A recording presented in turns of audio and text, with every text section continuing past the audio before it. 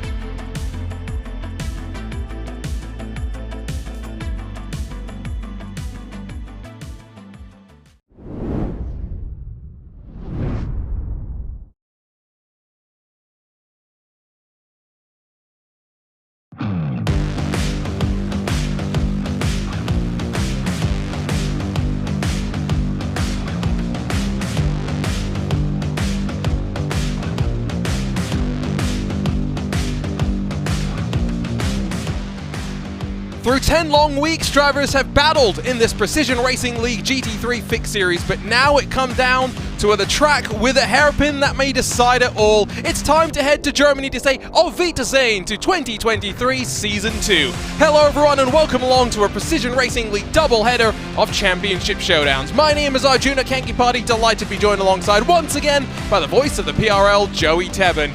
Joey, what a roller coaster of a season it has been. We started over on the bumpy Sebring International Raceway, and now in the month of May, getting ready for one of the best weekends in global motorsports. Hockenheim will see 2 championships come down to the wire and 2 very close championships. As they say in Germany, yeah, you're correct. 2 championships to be decided. In the PRL as a whole this season, across all of the series, across all of the weeks, there's been some dominant championships in the F3 series and the NASCAR Cup series. Those are basically locked up, but in GT3 Fixed and in GT3 Sprint, we've got 2 championships that are separated by single digits of points, and both of them will be resolved tonight. It's Hockenheim, or it's Hockentime rather, at Hockenheim. It only fits. That's low-hanging fruit in terms of puns for you, Joey. I'm also disappointed that you haven't come loaded with more German, but I'm sure we'll give you plenty of time tonight to get it out there. Here is a look at those driver standings, because yes, like Joey mentioned, 4-point splits Eric Kulaga in the Ford versus Uptown Gary Brown in the Porsche. There's also a close battle for third with Delano Peterson and Scherf to keep our eye on as well. But ultimately, in a season where Gary Brown went on, what was it, a streak of 4 wins in a row, he's won 6 of the 9 races so far. It comes down to tonight, and it comes down to Kulaga effectively, I think, matching Brown first in qualifying. And there's been some bookmaking over the week here. Eric Kulaga actually sent me a message because Gary Brown is his teammate, I believe, and he said that Gary's penalty has actually been rescinded from a couple of weeks ago, so he's got 10 points back. That's closed the gap down up to Kulaga, and basically how the points are going to go. If Gary Brown does what he's been doing for the past couple of weeks and he wins, gets pole, gets the fastest lap as well, Kulaga can't win the championship. So there's all sorts of point scenarios that we need to talk about, and the most easy thing you can do to win the championship is win the race. And again, starts in qualifying. That's underway right now. Kulaga and Brown on different teams as far as I'm aware, but for Kulaga, at the very least, he leads in the team championship with what I believe is an unassailable lead over Vulture Motorsports South. They will have to be kept quite honest, though, as Throttle Thursday will look to keep them all the way pushing until the very end. Lunatic Racing, then the 2 Scuderia Spazzino West then East teams rounding out the rest of the top 6. SGE Esports, Flying Lion Racing, and then Team E3 Motorsports. Correct me if I'm wrong, Joey, but I do believe that that is an unassailable championship lead. I'm going to do some math in my head here. 103 points. Maybe. If you get a 1-2, you can score over 103 points. And if the other drivers don't finish the race, and if both Vulture Motorsports North drivers don't finish more than 50% of the laps, they get 0 points. If Vulture Motorsports South finishes 1 and 2, they can take the team's championship. But that is so unlikely that you don't even need to think about that. I think we do also have more drivers than I was expecting for a season finale, which is great to see. But before we get to qualifying, let's just remind everyone where we're racing at today, Joey, because from up above, you don't really get the sense of how undulating the track is, but this is flat, and admittedly less interesting than it once used to be when we went our way roaring off into the forest. Now, you called it out a week ago, the hairpin, one of the major danger zones, but there are plenty of passing opportunities if you make mistakes, for example, through that final stadium section.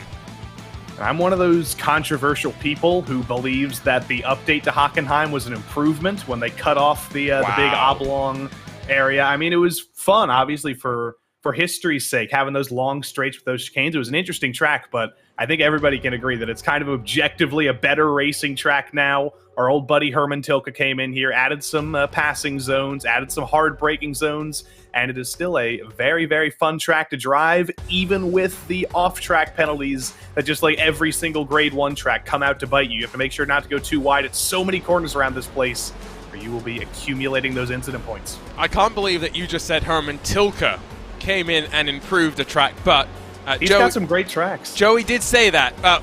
What we are not shocked about are the great people that make all of this coverage possible. Let's start by thanking Advanced Sim Racing. Owned and operated by passionate sim racers, Advanced Sim Racing designs and builds the sturdiest and most durable aluminium profile racing simulation cockpits available in the market today. All PRL members also get a 5% discount on ASR products using the Precision5 coupon code.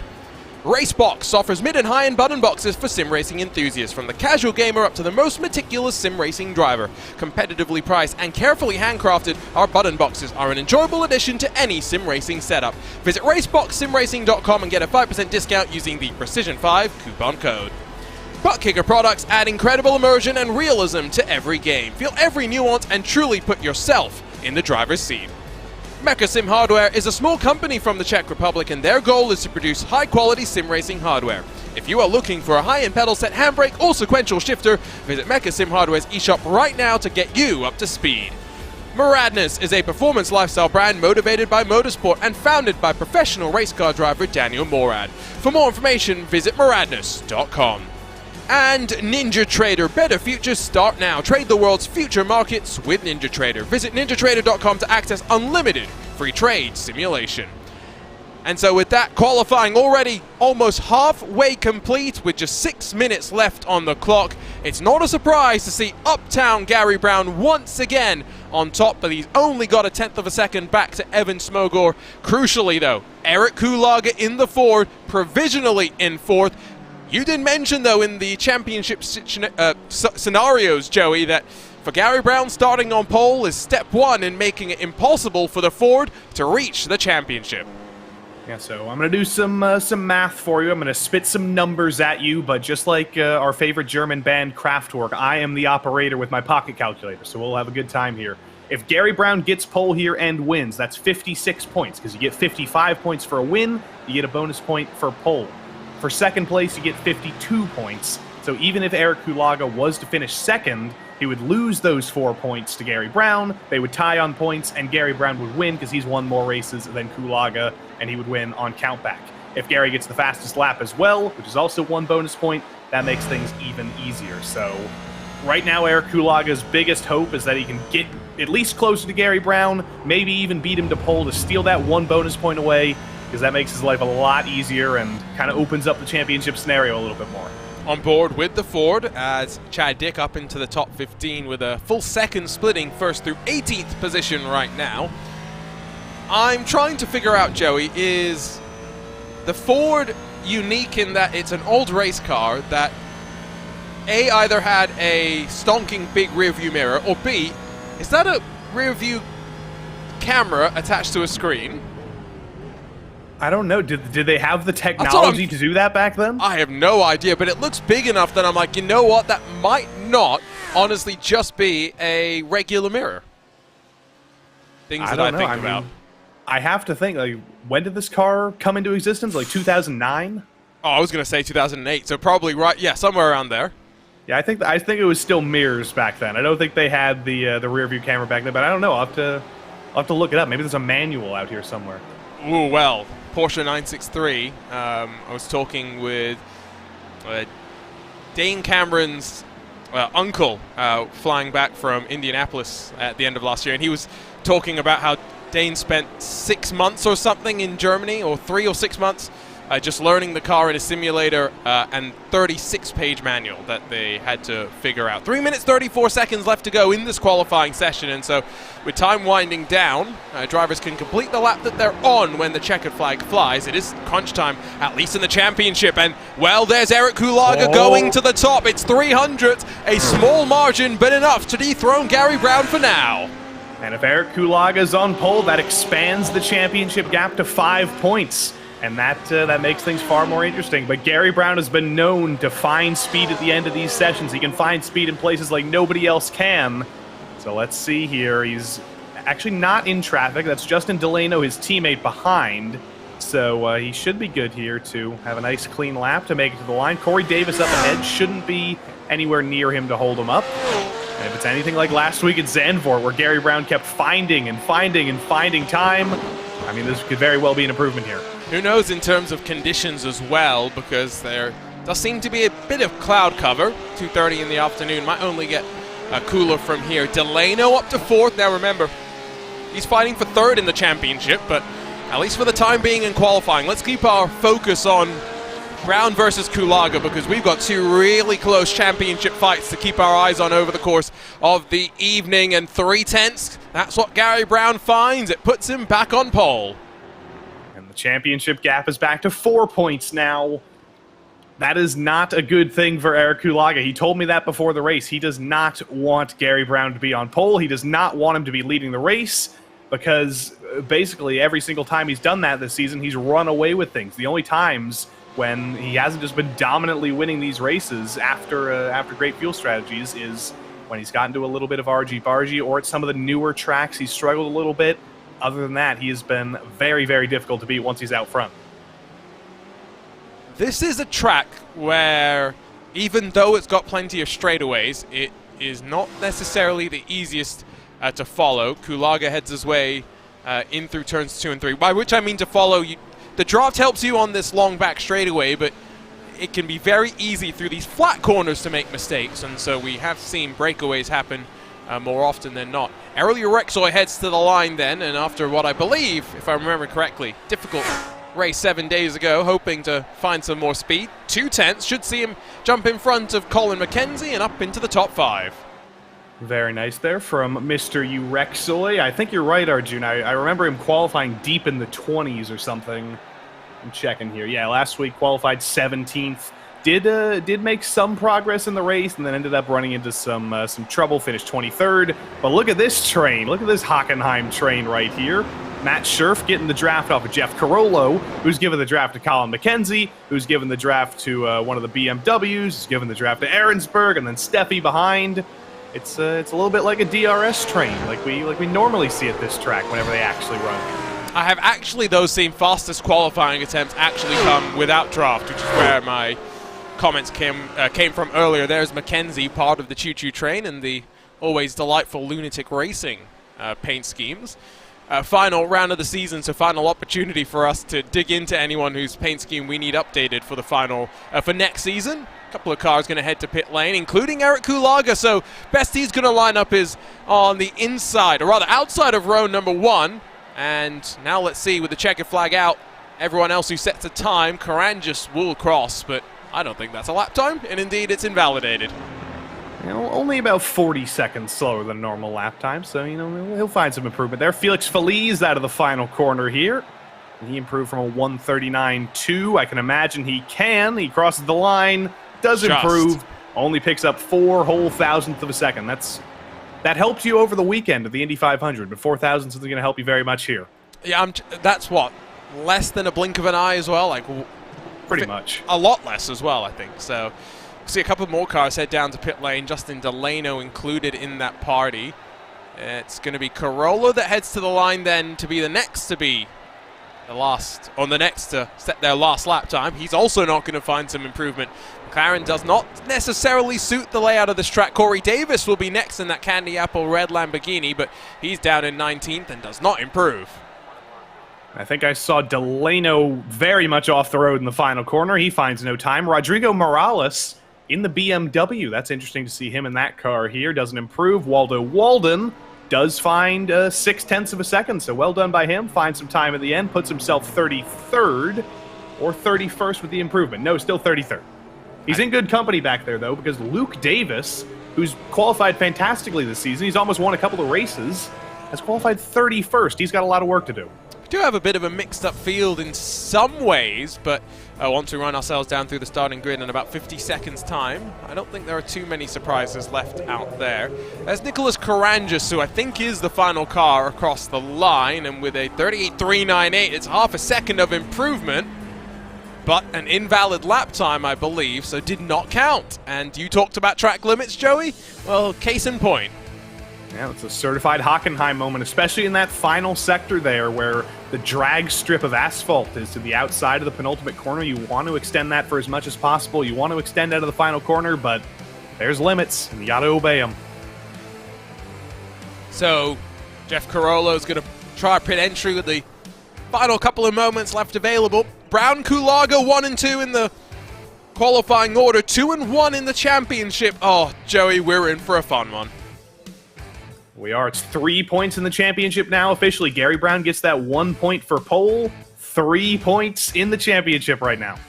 It comes down to this, a race that cannot be dropped as well. 10-round championship, one of your previous 9 rounds can be dropped, but not this final dash at Hockenheim. We're ready to rumble for round 10 of 2023 Season 2. Let's take a look at the starting grid. It's very much Uptown Gary Brown with his 6th pole position of the season, and it's by almost 0.3 of a second over the championship leader Eric Kulaga. The front row will battle for 35 minutes. A champion will be crowned. Evan Smogler Delano on row number 2 with the fight for third very much in focus there. Urexoy and McKenzie making up the rest of the front 3 rows. Steven Martinez in the Vulture Motorsport South car starts inside of Joachim Bakker for Flying Lion Racing Gold. Rodrigo Morales and then Sully Sard make up the rest of the top 10. Hopefully Matt Schur's fan club is out in force to see him rise his way on forward from 11th with Jay Steffi in the orange Ford alongside. From 13th, hopefully not unlucky Dale Peterson, Jeff Corolla from 14th to his outside. Kulaga and Luna 15th and 16th with row 9 seeing Nicholas Karangas' Lamborghini alongside his teammate and fellow Lamborghini of Matt Dinsmore. It's Corey Davis and Chad Dick on row 10 with Ryan Chandler, Jason Ahrensberg, Brett Pancari and Buck Hamilton through the front 12 rows. Sean Mulholland and Alex Wright 25th and 26th with Felix Felice rolling off 27th alongside Trevor Houston. Christopher Rhines and J.R. Gregory bookend your top 30 with Luke Davis, Phil Amaro, Waldo Walden, Chet Miller, David Morris and Andre Benatti through the top 36. One more car to take a look at, and that's Greg Doucette in the final of the Throttle Thursday Lamborghinis. As always, great to have a look on board with a couple of our drivers in the field. We get the look on board with Brett Pancari.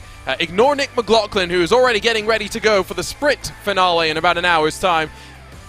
Gary Brown from pole position, and then, of course, Ryan Chandler down below. VR for one, we have the audio booth for Gary Brown, and then what seems like a regular room for Ryan Chandler. Gary Brown's room never ceases to amaze me. He's got a recording setup there to do voiceover stuff, and then in the back there, somehow he's commandeered a Cole's changing room with that giant wall-sized mirror. So well done there, Gary Brown. And he's representing everyone's favorite German manufacturer, Aston Martin. Here we go then. Ready to rumble with a championship on the line. Here at Hockenheim, it's Kulaga and Brown that are on the front row and get ready to battle for the championship. Bit of a checkup that sees Brown lead them in towards turn number 1. Kulaga clear for second as they rumble their way through the fast right-hand kink of turn number 1. Looks like one of the We Race Esports BMW hard into the wall and bouncing back onto track. Chain reaction set off about 30th position, but clear at the front of the field as they wind their way through turn number 3 and onto the back straightaway. And it was big trouble for Rodrigo Morales. Luke Davis was involved as well. Michael Kulaga, a huge pileup in the background there. A couple of cars taken out, but up front, this is going to be critical. Gary Brown had a great exit there onto the back straight. He was able to withhold the challenge from Eric Kulaga, but Kulaga has to stay close here. He has to pass Gary Brown now to win the championship. And he's already lost him a little bit here on lap 1. He almost already has to think strategy. Couple of big sends. Urexoy tried to go up the inside of Evan Smogor. I think Carollo tried to do something similar to Ryan Luna. But in towards the Mercedes-Benz arena, it's the Porsche of Smogor up the inside. Behind him, McKenzie trying to go slightly offensive as well as Brown skips away into the final sector of the lap. Still side by side for a moment. Urexoy now under pressure. Big pressure in that Audi. McKenzie actually has to back off of things. There's a Porsche behind him that's putting even bigger pressure on that Steven Martinez. McKenzie almost throws it off the road coming into the stadium section there, and there's a loop around in the back. Nicholas Carangis has spun it. I think he clipped the gravel. It's so easy to do, but I think he's been able to right himself, but surely not without incurring significant damage. End of the opening lap, though. Remember, 35 minutes thrown on the board.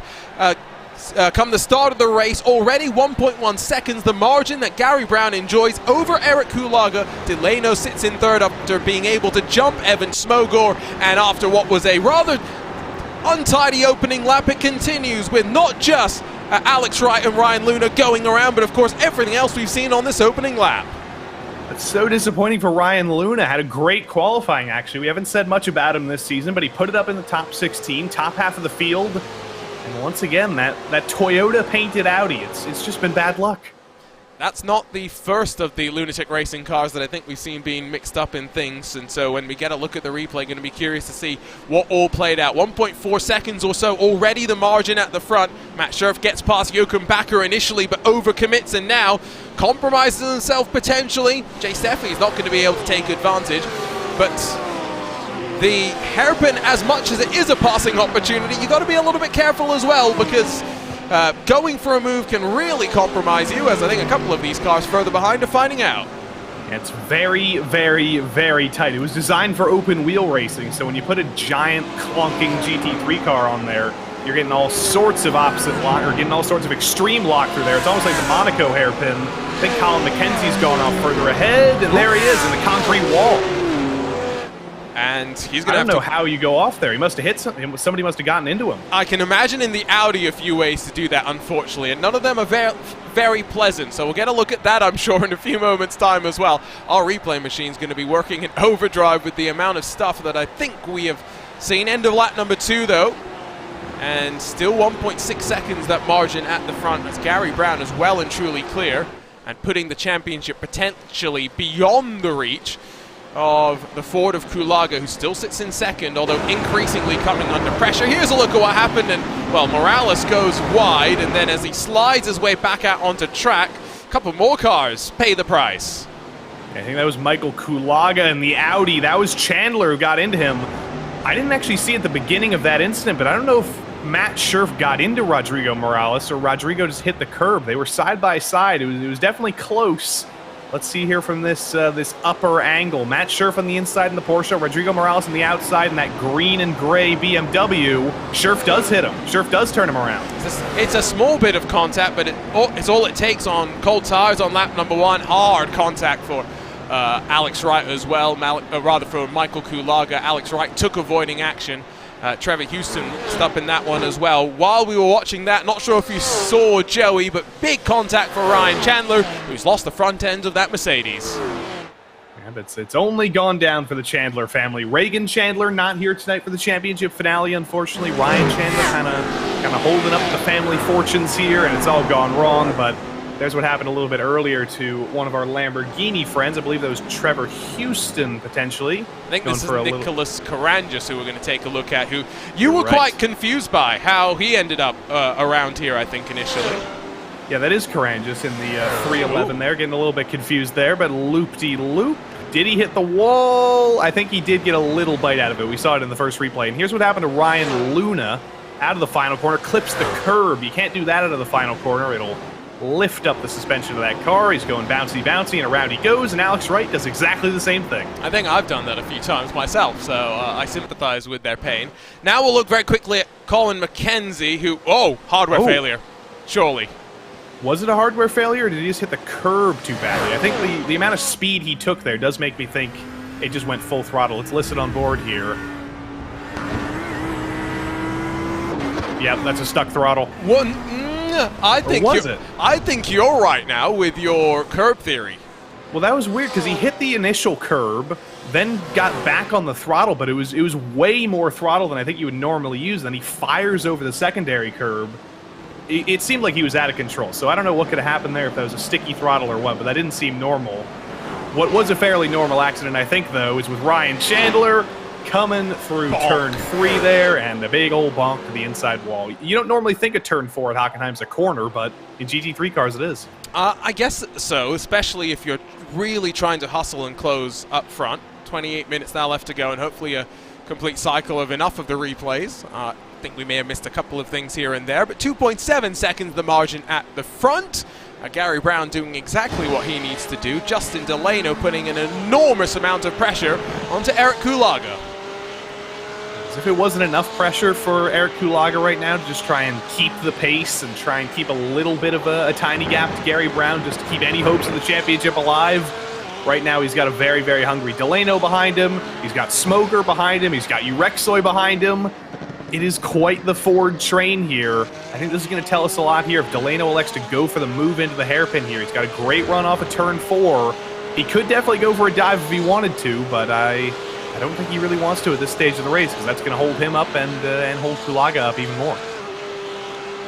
In towards the hairpin, if you're not already within striking distance, it's not really a passing opportunity. Now, the problem is if Kulaga makes the slight mistaken line like I feel like he did there, it can check you up slightly and compromise you significantly. Now, a couple of moves behind, as I think Matt Scherf was passed by Jay Steffi, so 4's not looking too bad by any means. Alex Wright, I think, continuing to have issues, though, in that wonderfully painted Lunatic racing car.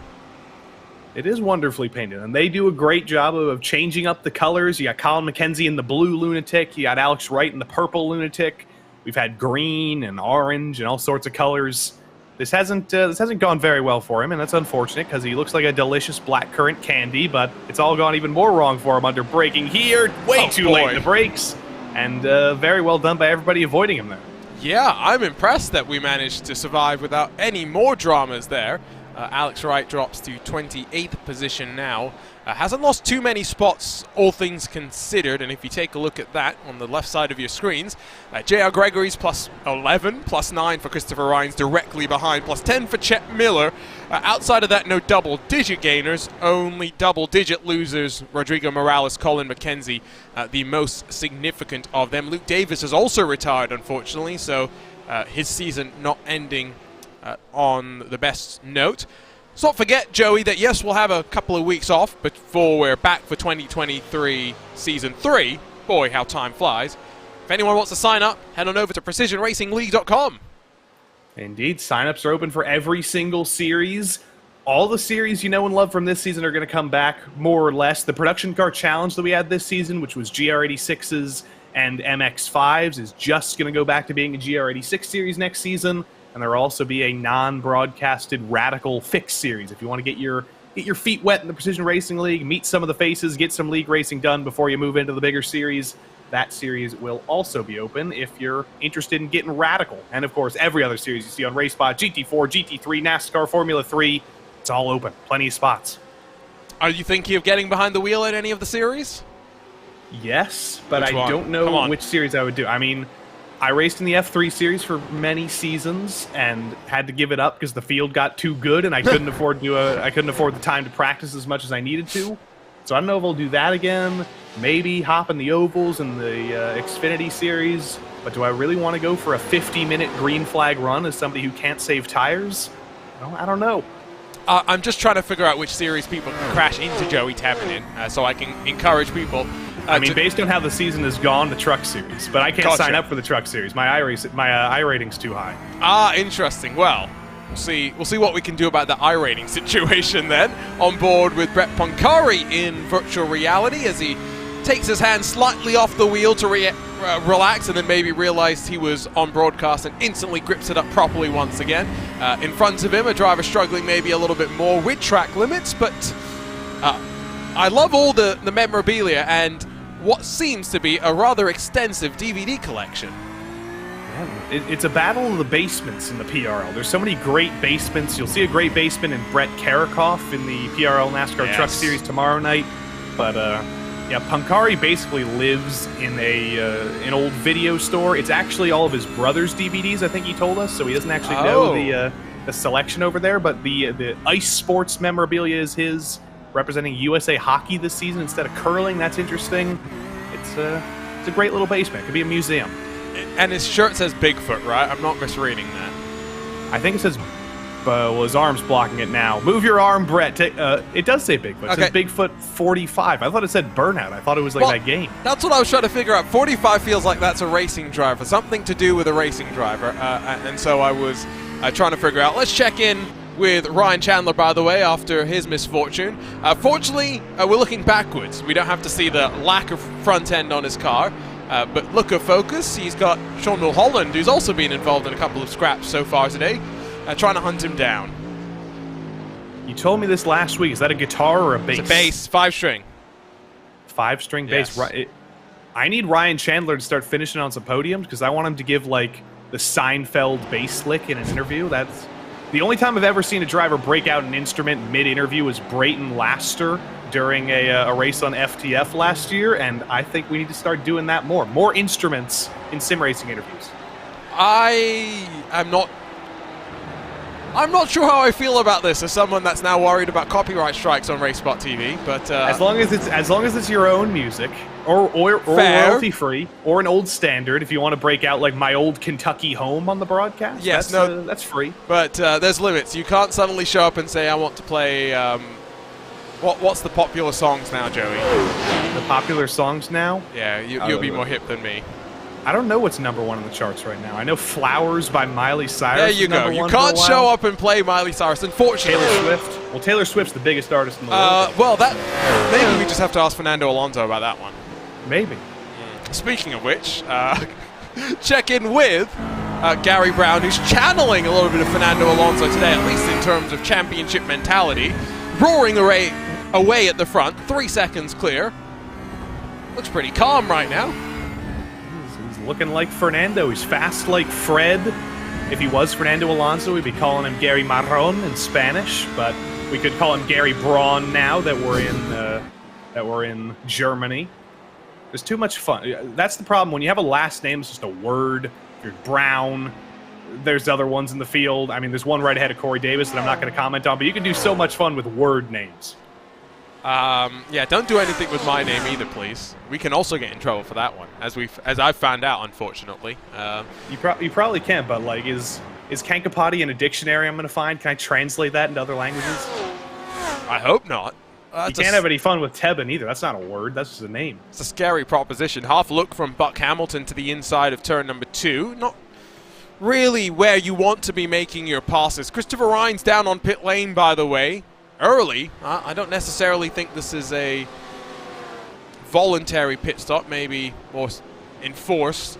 Opportunity up in towards the hairpin for the Porsche of Chad Dick to get to the inside of Matt Dinsmore. Also door open for Buck Hamilton, who's not just going to get to the inside, he's going to turn Corey Davis, causes a parking lot. Ahrensberg checks up, Field comes in streaking from behind. Another Throttle Thursday car went somewhere off into the wilderness. It's crazy. That's the problem with the hairpin. It's so tight that if you're not like completely alongside, it's basically impossible to get the lock you need in the wheel to get everything stopped. And old Buck Hamilton went for the dive, could not get it slowed down, and there was nothing Corey Davis could do at that point. If you really see them coming, you can kind of jink to the left and get on the throttle to avoid, because there is a big bit of asphalt runoff, but there was nothing he could have done there. Just got dumped around, and luckily, with that little parking lot there, nobody could actually pass him in Hamilton, so he hasn't lost that much in terms of track position. As we pass the Porsche Experience Center on that entry into towards this little stadium section. Great track. Great track. Is it actually? I love it. It's so much fun to drive, and you can put multiple cars on there on iRacing as Jason Ahrensberg comes in. Early. But I still want to league race at the Porsche Experience Center. I think it would be fun. I'm telling you what, bragging rights 3. What did I dub it again? Anyone but the Aussies, please? Something like that. I mean, as the commentator who came I was the highest non-Aussie commentator last time Were we ran you? the commentators race. So Congratulations. if it's the Porsche Experience Center, I'm here. It's basically a street circuit.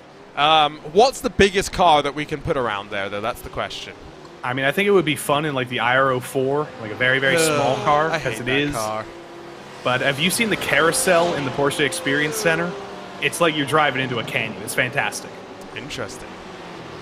It's one of iRacing's greatest additions. They only added the Porsche Experience Center at Hockenheim a couple of updates ago. You didn't have to pay for it. It's just another layout of Hockenheim, and you can have some incredible fun there. It's like autocross and a racetrack at the same time. It's fantastic. No, I called it officially third time's the charm, or third time's a charm. But unofficially, it is, yes, anyone but the Aussies, please, because they are back-to-back winners. First under V8's Online, which of course then morphed into SimSpeed. So Bragging Rights 3 coming to a iRacing and RaceSpotTV near you soon. Joey is going to be the #1 pick. Were you RaceSpot or FTF last time? I forget, sorry. I was FTF last time. Also, I'm Justin changing Delano just had a huge wiggle out of the penultimate corner there.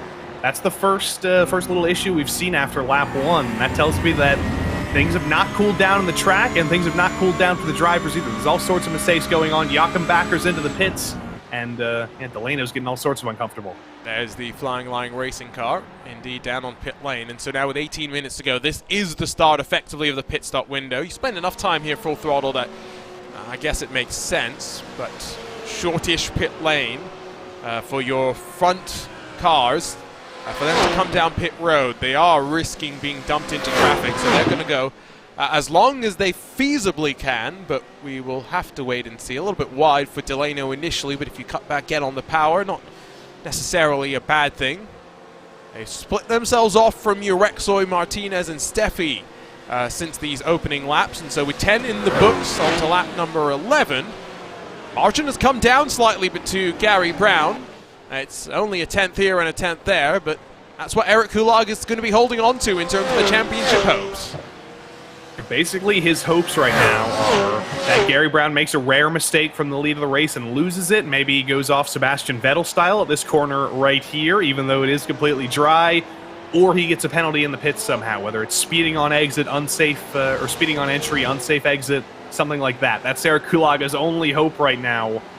Gary Brown's in complete control, and he can actually afford to back off a little bit. He doesn't need to push 100% right now. Kulaga's not as quick as him, and he's just got a buffer. This is the best possible place for a potential champion. 3.2 at the line. Ended up being, what, 1.2 tenths of a second. Have seen Martinez as well as Steffi dive off towards the pit lane, maybe trying to get a bit of an undercut, but I am going to be very, very curious where it's going to place them in terms of track positioning. You can see some of the other damage and beaten cars that have been forcibly down to pit lane so far. Buck Hamilton, Chad Dick, JR Gregory, Brett Pancari, Felix Felice also working their way down to the lane. Steffi 10.9, Martinez 11.9, so about a second shorter for a machine that was able to save a bit of fuel, but rolling out of pit lane. There comes Jochen Backer after, of course, already having pitted, but crucially, plenty of clean air has been found. They were almost 3 wide coming into the braking zone there with Jochen Backer on the outside. Steffi didn't have the momentum to go for it. He backs out of it. And yes, Steven Martinez 8 seconds up to Corey Davis. He is in very, very good shape here. Unless Jochen Backer can close things down and go for a move here soon, he's not going to be able to do it into the hairpin. The draft is not as strong in these GT3 cars as it once was. He's too far back to make it work on the brakes, but Steffi's going to try and go around the outside. That never works there, but he's going to try for the switchback. I don't think he's going to really get it because Backer was wise to the move and also has his tires in slightly better state already, having been out on track for a full lap already. Steffi once again shows the nose to the inside, forces Backer to go a little bit deep. Was able to get it slowed down in the nick of time. And while they've come in early, leaders electing to still continue to chug around and pound away in the laps, despite the fact that, yes, there is a gap for them to drop into if they would like to pit. There is, but I think Gary's just going to continue to extend this for as long as possible. He's got no reason to risk coming in. Basically, nobody has any reason to risk coming in except maybe Smoger, but he's not even really getting held up. He's been lost by Delano and Kulaga. They've pulled away from him. So basically, everybody's just kind of in their own race right now, which is not a normal thing here. Hockenheim is is proven to spread out the field way more than I was expecting. I was expecting this to be way closer. Can still get some fighting towards the end. I remember the BMW Sim GT Cup back in 2021 when we had just 16 teams out there, but a battle all the way on the final lap. Now, as it runs, it's 1, 2, and 3 in the championship as they'll finish come the checkered flag.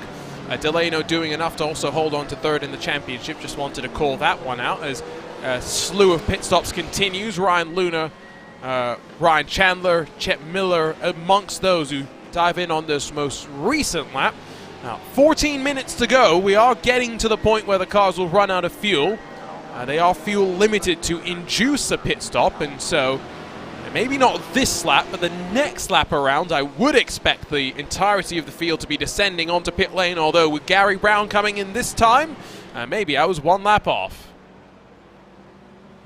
Here he comes. One of my favorite German words, actually, I learned about 5 minutes ago. Pit stop in German is Boxenstopp. So Gary Brown comes in for Boxenstopp. Delano comes in, Smoger, Urexoy. Scherf is going to come in as well. But look at Kulaga doing the only thing he can do right now in the championship, going off strategy, going one extra lap, and just kind of desperately hoping that Brown comes out in traffic, but it's not looking like he will. They say that German isn't a beautiful language, but you tell me that Boxenstopp is not beautiful. Where's Brown going to feed out? Dinsmore slides on through, also goes on to lap 14, but crucially 3 seconds clear of Delano. Don't expect that Kulaga's going to get the overcut on Gary Brown. I think the question we're more concerned about is where does Kulaga feed out in comparison to Delano, and will we have a fight potentially for second place? Well, if Matt Dinsmore was like a second slower, this would have been horrific for Gary Brown. He would have come out right behind him, would have gotten held up, but the way the numbers have gone have been absolutely perfect for Gary Brown. He's got enough of a gap to Dinsmore that he's not going to catch him on this lap, and Dinsmore's going to come down pit road or pit lane this time. So it is. It's not gone that well for Kulaga, but I imagine he saw Dinsmore on the relative and saw the possibility of Brown getting held up and was kind of holding on to that. But I can't imagine it's going to last for very long.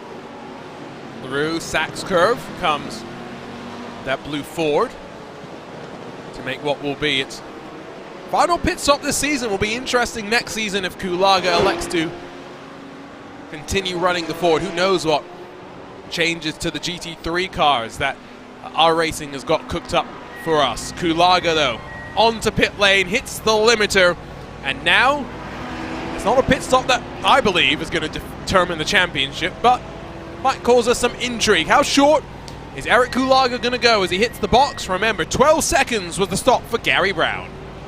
And Gary did eventually catch Matt Dinsmore, so he did get held up a little bit, just went for the move on Dinsmore. I don't think Matt held him up very much. It's not going to be 3 seconds like Eric Kulaga needs, but it was certainly something. Here comes Kulaga out of the pits comfortably in second. Delano coming through turn 1 now. He's going to beat him out. Kulaga's going to come out in third. And it was because a 0.6 seconds shorter stop for Delano, but despite that, it's almost 3 seconds shorter in the lane. Delano executing from cone to cone a lot better. And Kulaga now closer to Smogor than he is to second spot. Unfortunately, that may have been the dying blow for Eric Kulaga's championship hopes, but he did actually tell me before this race started that, it's not the worst thing in the world if he loses the championship. He's really punched above his weight in that Ford this season. And critically, if he loses the championship this season, he gets to stay in the fixed series. He doesn't have to graduate to the sprint series next year. He can fight for a championship again. I didn't even realize that it was forced promotion. I'm not complaining. I don't think it's forced promotion. It's forced promotion if you're Gary Brown, because he's won enough. But like Michael Terrafino a couple of seasons ago, eventually they were like, you know what, you're dominating. You got to go try out the sprint series. I think if Kulaga won, he might have been allowed to stay, but yeah, Gary Brown, you'll probably see him an hour later on Wednesday or on Tuesday nights. I'm just saying, it's going to be 7 wins in 10 races. Sorry, other people deserve a chance to win. Yeah, 70%. That's pretty good. I mean, it's not as good as Marlon McMullen in the GR86 MX5 series. Had 8 wins in 10 races. Would have been 9 wins out of 10 races, but unfortunately, in the championship finale last night, he got disqualified for doing donuts before everybody was done being on track. Surely is that going to get reversed? No. He literally said on the radio, he was like, let somebody else get a win. He still won the championship anyway, but it's an 8-win season instead of a 9-win season. A couple of cars taking off-track excursion, including Jason Arensberg. Michael Kulaga has had similar sort of issues. Let's pick up, though, for the first look at a replay in a while. Jeff Carollo flames out the back of the McLaren. Not as he goes through the gravel and the grass, though. Hockenheim does have a rallycross course, right? Yes, it has hosted World Rallycross before, yeah. Jeff Carollo was just trying to cosplay as that. They were off in the gravel, getting a little bit of dirt kicked up. Well done there. And that was actually somebody following him. That was the 64 of Jason Arensberg doing the same thing at a different corner. And here is our old buddy Kulaga in the Audi, completely on his own, coming into turn 2 here. Got a lot of damage. Yep. Yeah, that's. I think that's the white either flag. An equipment failure or giving up. White flag is what I think that was. I don't blame him either. Had not been an easy day. Klaxon goes off as Trevor Houston heads his way onto pit lane, but everyone is done with the pit stop cycle, and we've got 8 minutes and 30 seconds to go in the race. 8 minutes and 25 now seconds left to go in the season. What a shame. What a season it's been here. We've had multiple winners, even with Gary Brown dominating the season, but Gary Brown's dominant season hasn't even been that dominant necessarily. There were times when it looked like it was going to be an Aero Urexoy race like at Watkins Glen. He was searching for his first win. Gary Brown beats him on strategy. He's done that multiple times. He's looked human at places like Jerez, where he finished deep in the field, ran into some people. It's been an exciting championship. Even if the champion's going to be a dominant winner, it hasn't looked that dominant all season. You say hasn't looked that dominant. I say 7 wins in 10 races. Big wiggle. Dominant, but it's been taken down a little bit. Fair, maybe. Corey Davis, big wiggle out of the final corner, has presented an opportunity for Buck Hamilton to try and set up something out of turn number 1, but filters back into line in that Ferrari. Now heading up into turn number 2. Speaking of this Ferrari, brand new Ferrari 296. Did you see the murdering of a Ferrari at Coda this weekend? I didn't. Oh, I think we might be about to see the murdering of a Ferrari here. To the outside of Corey Davis, it's Lamborghini versus Ferrari. What more could you want? I think Corey Davis is going to let Buck Hamilton go here. In fact, I don't think he's really necessarily fighting. You know who is? It's Matt Dinsmore in that Throttle Thursday Lamborghini, almost 3 wide off the corner for 12th spot. And you see Davis is absolutely fighting back there. Runs the Ferrari off the road a little bit. Buck Hamilton not getting any help whatsoever, but there's a dive from Matt Dinsmore on Jeff Carollo. They're all checking up. Chad Dick almost gets into the back of him. This is craziness. Getting feisty at the end of the season. This is usually where everyone's saying, oh, we've got, just 3 more weeks before we're back again. Chad Dick gets past Carollo after he straddles the curb and fortunately comes off better than, was it Colin McKenzie slightly earlier? It was. I mean, you might as well throw everything at the table here. It's the last race of the season. None of those guys are fighting for a championship or anything, so might as well have some fun. Jochen Backer's not having any fun. That's maybe throwing a little bit too much at the table. Was it self-inflicted? Was it assisted? Well, there's only one way to find out. Joey, talk us through it. Through the penultimate corner, or through the final corner, actually. He was already losing the rear before he even turned in there, so he was already getting all sorts of loose. We saw Delano in the Porsche get a little bit of a wiggle on there, and basically same thing happens to Jochen Backer. 1 corner later, tires not under him, and the old Porsche pendulum strikes again. Could hear it screaming. I say it, tires screaming. But back up for second. Kulaga closes within just under 6/10, almost half a second of Delano in towards the middle sector of the lap. Will likely have, I believe, 4 laps to go this time by, because Brown already now 4 seconds clear. The question's going to be, with the fixed setup that everyone is dealing with and each car having its slightly different balance for this particular track, does Kulaga have enough to really set something up out of turn 2 to get the run into the hairpin? I mean, he's going to have to hope for that. He had some good straight line speed. I think the Ford does have that as an advantage. It is still pretty slippery in a straight line. It's very brute, as you could expect from a car from 2009. There's another wiggle out of Smoker there through the penultimate corner, so basically Kulaga's looked completely in control of this Ford. The Porsches have looked all over the place. If Delano makes one little bobble, one little wiggle coming out of turn 2, that opens the door for Kulaga. He just needs one mistake. I wonder as well in terms of incident points, where does everyone sit? How much have they rationed the 1Xs in the early portion so that they can push the limits of the track more in these later stages as things continue to intensify? Not going to be close enough for Delano to be pressured in towards the hairpin this time by. Carollo's dropped down the order though. He's now in 16th spot. I love the middle of the field here. We got the carousel of entertainment going on in the middle of the field. It's been Carollo, Hamilton, Davis, Dinsmore, Dick. They've just been rolling around each other. They've never been in the same position on one lap as the next. Carollo does something completely unique and clips the curb actually between the track and the drag strip there. And that just freaks the McLaren out and loops him around. There it is. Bonk of the curb. Gets in a little bit of a rut actually that picks up the tire and just loops him around. Nothing he can do there. Is he going to be able to hold on to 16th spot, though? He's got Christopher Rhines lurking in the mirrors, but Brett Pancari a little bit more menacing, showing the nose in towards the hairpin. Status quo, though, at least for the time being, remains as they head towards that Mercedes-Benz arena, where, of course, was it Matt Dinsmore in his Throttle Thursday Lamborghini showed us how aggressive that you can be there.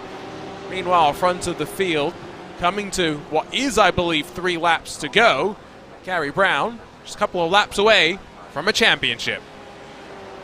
Should be 2 laps, I think, with about 1:39 as a lap time, 1:38, so should be good to the end here. He can basically just soak this in. He's had a very interesting run in the PRL over the past couple of seasons. Came in the Fix Series, was on the pace instantly, but got his reputation as downtown Gary Brown for having some bad qualifyings, having some incidents, and having to drive his way through the field. Went up to the Sprint Series, competed in the AM class, got a win, but couldn't fight for the championship, and now he's finally here for a full season effort. And this is the final Gary Brown, I think. This may be his final form. I'm trying to figure out... Or he could get even better, which would be even scarier. What Formula One t-shirt can we give him that's going to make him even stronger? Just ponder on that for a second as Matt Dinsmore tried to get past Chad Dick. Going to have another lob at it if he can, up in towards the hairpin. It's Porsche versus Lamborghini, and it's the Porsche that seems to have the legs, at least for the time being. Running the middle of the line to kind of put Dinsmore off Dick on the initial entry in towards the braking zone, and does perturb the car for the time being. There's Pancari going to the outside, though, of the hairpin, which is always difficult to make happen, whether you try and switch your back or hang it around. And now Pancari going to try and get the drive up towards the arena. Big fan of this aggression from Brett Pancari, barely squeezing into the hole there, but Christopher Rhines gives him no room. He had to back out of that one. Doesn't go for a dive into the first of the stadium sections here. Brett Pancari was trying to get aggressive, but he was smart there. Rhines was also getting aggressive, and he says, you know what? I want to survive for another lap. I'm definitely faster than you. I'll wait for another opportunity.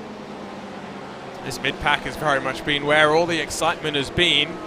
Championship, I don't want to say petering out in terms of excitement, but this, I think, was kind of the expectation, was that Gary Brown, after what's been a stupendous run of speed this season, was going to be able to show up and confirm the championship was his. Final lap of the race, I do believe. Gary Brown on course for victory. Eric Kulaga tried and tried and tried. Not close enough to Delano on the final lap of the race. Yeah, final lap of the season, and I'm very offended that you said the championship was petering out, Arjuna, because it is very clearly Garying out.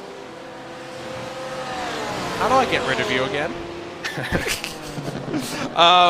No, that's not the worst pun. I still think the Hockenheimring one was pretty weak. It's always Hockenheimring. Yeah, but that's the problem, though. It's a very weak pun. I had a professor named Hocken Smith one time. I hope he's watching. Well, if this is Hockenheim, what does Hocken Smith look like as a track?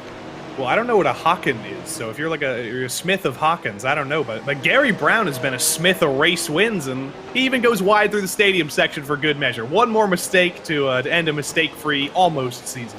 What a season it has been for Gary Brown. Yes, there have been stumbles, but on his way to the championship, 7 wins in 10 rounds. It's a calm Gary Brown that crosses the line to become the 2023 Season 2 Precision Racing League GT3 Fixed Series champion. A dominant display through the course of 10 weeks, and now Gary Brown surely is making his way on over to the GT3 Sprint Series. See him challenging up there. We'll see. It depends on the PRL rules whether the GT3 Sprint Series will split into Pro or Am next season, but I have a feeling that Gary Brown may just make himself known in the Pro classes there. You just saw across the line, Dale Peterson actually made a last lap pass on Sully Saad. Very well done by him on the final lap, going off Peterson to Sully Saad. Nice. Looked like Michael Kulaga has had an issue on this final lap. There is some smoke up ahead, but Carollo able to head off Rhines, Pancari, Arensberg, and JR Gregory through the rest of your top 20 as we wait for the field to come across the line. One championship in the books, and like I was saying, if that one carried out, yes, I'll concede to Joey on that pun. I don't think we're in for the same thing when it comes to the Sprint Series. Things have been very, very crazy in the Sprint Series. We'll get into that once you see the championship points, because not a single winner has... Well, Abner Acosta finally won a race last week, but basically everybody else in the championship fight has not won a race. That's going to be crazy. But like I said, what a season we've had in the Sprint Series. Multiple winners. Gary Brown took the majority of the wins, but we did see a first-time winner in Evan Smoger, a first-time winner in Colin McKenzie, and I think we can all agree that was a great season. And a first-time winner in Eric Kulaga. How about that? Plenty of firsts this season. Let's grab a look at the race results and then head into some post-race and post-season coverage. As, again, 7 wins in 10 for Gary Brown. It's enough for the Scuderia Spazzino West number 49 to make his way to the championship circle. 2.7 seconds clear of Justin Delano. That should secure third in front of Eric Kulaga, who brings the mighty Ford to second in the championship and has plenty to be proud of over the course of this season.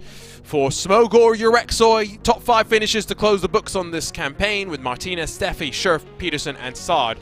The rest of your top 10. For Jay Steffi, +5, the biggest mover inside those top 10 finishers. Joachim Bakker slides to 11th in the closing stages, in front though of Chad Dick and Matt Dinsmore, and then Corey Davis and Buck Hamilton, your top 15. Carollo, Rhines, Pancari, Arensberg, and Gregory. Not much, splitting 16th through 20th positions, and then only a handful more finishers inside of the top 30. Sean Mulholland, Nicholas Carangis, Phil Amaro, Alex Wright, Felix Felice, Rodrigo Morales, Waldo Walden, Chet Miller, David Morse, and Ryan Luna making up 30 of the 31 lead lap finishing cars. Only Trevor Houston in the Lamborghini not on the top 30. Michael Kulaga 6 laps down in his Audi. It's Ryan Chandler that ends up being classified 9 laps down in his Mercedes, with 2 Lunatic Racing cars 34th and 35th. Luke Davis in front of Colin McKenzie, Andre Benatti, and then Craig Doucette. 37 cars saw the green flag, 31 ending up at the end. We'll make our way on over, not just to Victory Lane, where once again we'll get a chance to chat with Gary Brown, but Joey Tebben gets to talk with our champion, Uptown, Gary Brown. Indeed. As I believe a team radio once said, Du bist Weltmeister in Germany. Congratulations, champion Gary Brown, and what a dominant way to end the season. How comfortable were you at Hockenheim? Pretty good. I felt pretty good. I mean, towards the end there, it gets a little slippery. Tires start to wear out pretty fast when that temperature. But I did feel pretty comfortable for the most of the race. Obviously, being out front makes it a lot easier to have that level of comfort, but it felt good, definitely. I couldn't shake those guys, though. I got a 3-second gap, and then they just wouldn't go away from there. Indeed, a dominant win and a championship as well. There's a big question now, though. Do you get to stay in the Sprint Series, or are we going to have to promote you, or in the Fixed Series, or are we going to have to promote you up to the Sprint Series next season? Where are we going to see you? I'm moving up to the Sprint Series. I already signed up for that. My rating is too high to stay in the Fixed anyway. But as a champion and winning, I think, what did I win? Like 7 of the races? It's probably 7 races, of course. Yeah, at best I move on, I think. And I'm looking forward to the challenge. It's definitely going to be tougher up there for sure. All right, well, Gary, I'm sure tonight you're going to look forward to turning around there, staring at that mirror on your closet and going, that guy's a champion. Congrats, Gary, and we'll see you next season in the Sprint Series. Thank you, guys. Awesome season. Thank you very much. Was an awesome season indeed. Downtown Gary Brown. I think I said Gowntown. We might have to call him that next season. But second place here, not in the championship, second place in the race, though, was Mr. Justin Delano. We'll get to talk to him one more time. Mr. Delano, it seemed like Gary ran away with that one, but you had quite the race with Eric Kulaga there for second. What went into jumping him in the pits? I think it was a good stop. He said he messed up his. It was exciting, though. He was definitely faster than me, especially towards the end. That Ford didn't fall off that much.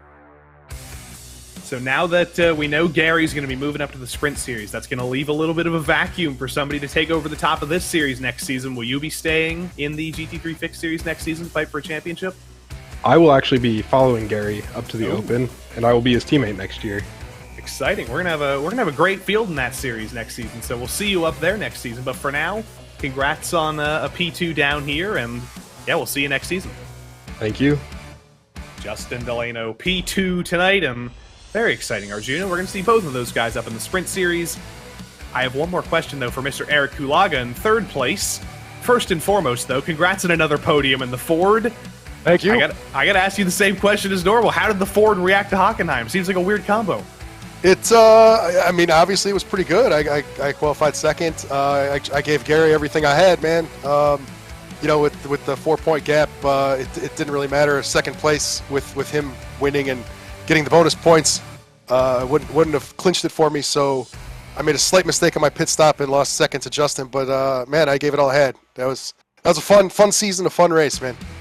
Indeed it was, and you told me before the race that you were kind of hoping in a way that Gary would win the championship so you could stay in this series. Are you indeed doing that next season? Will you be back, and will you be back in the Ford, more importantly? Yes, I'll be back in Fixed. I'll be back in the Ford. I think Fixed is good for me. I think I'll get my ass handed to me up in the Open, but it's we'll be back in the Ford, man. We'll give you another show. I'm very excited to see that. Congratulations, Eric, on a great runner-up finish this season and getting your first win earlier in the season as well. So yeah, that was very huge. fun to watch. One thing I want to thank ASR, Absolute Sim Racing, Dan Handover, man. He's helped me a lot this year, and it's been a great year, and I'm very, very happy with the results, man. So it's been awesome. Thank you, guys.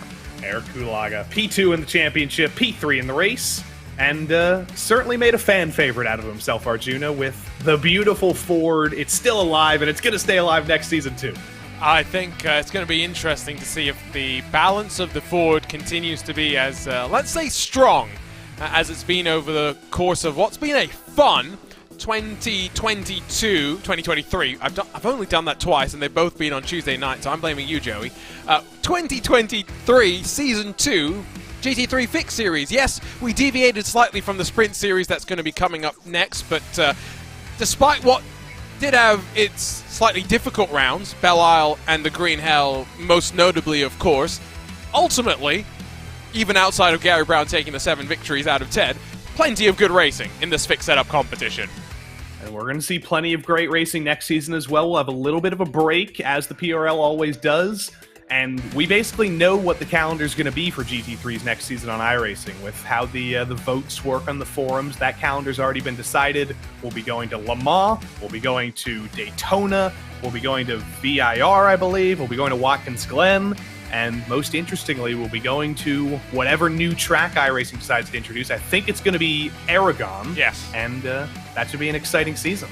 I can get my Lord of the Rings puns ready for that round, that is for sure. But while that's in the future, for now, we turn our attention back over to Hockenheim and get ready to crown one more champion. The GT3 Fixed Series saw Gary Brown assert his way into the championship circle. Now it's time to see who can do the same in the 2023 Season 2 finale of the GT3 Sprint Series as Abner Acosta, Juan Malagon, and Francis Castillo-Romero duke it out with 18 points separating 3 drivers. Ultimately, this is a championship where until the last round, no one inside of the top 10 effectively had been scoring race victories. Acosta changed that though, and now with some momentum, with some form on his side, we head our way on over to Hockenheim. Already have seen that cars are able to break away and slightly build up some buffers here, but maybe not able to completely find their way clear and free. 2 defining championship rounds in my mind, Joey, our trip over to Barber and our trip over to Circuit Park Zandvoort, where Francis Castillo-Romero, who's been the ultimate mark of consistency, struggled with the balance of his car, and ultimately I think dropped those points, which see him back in third in the championship and on the back foot here at Hockenheim.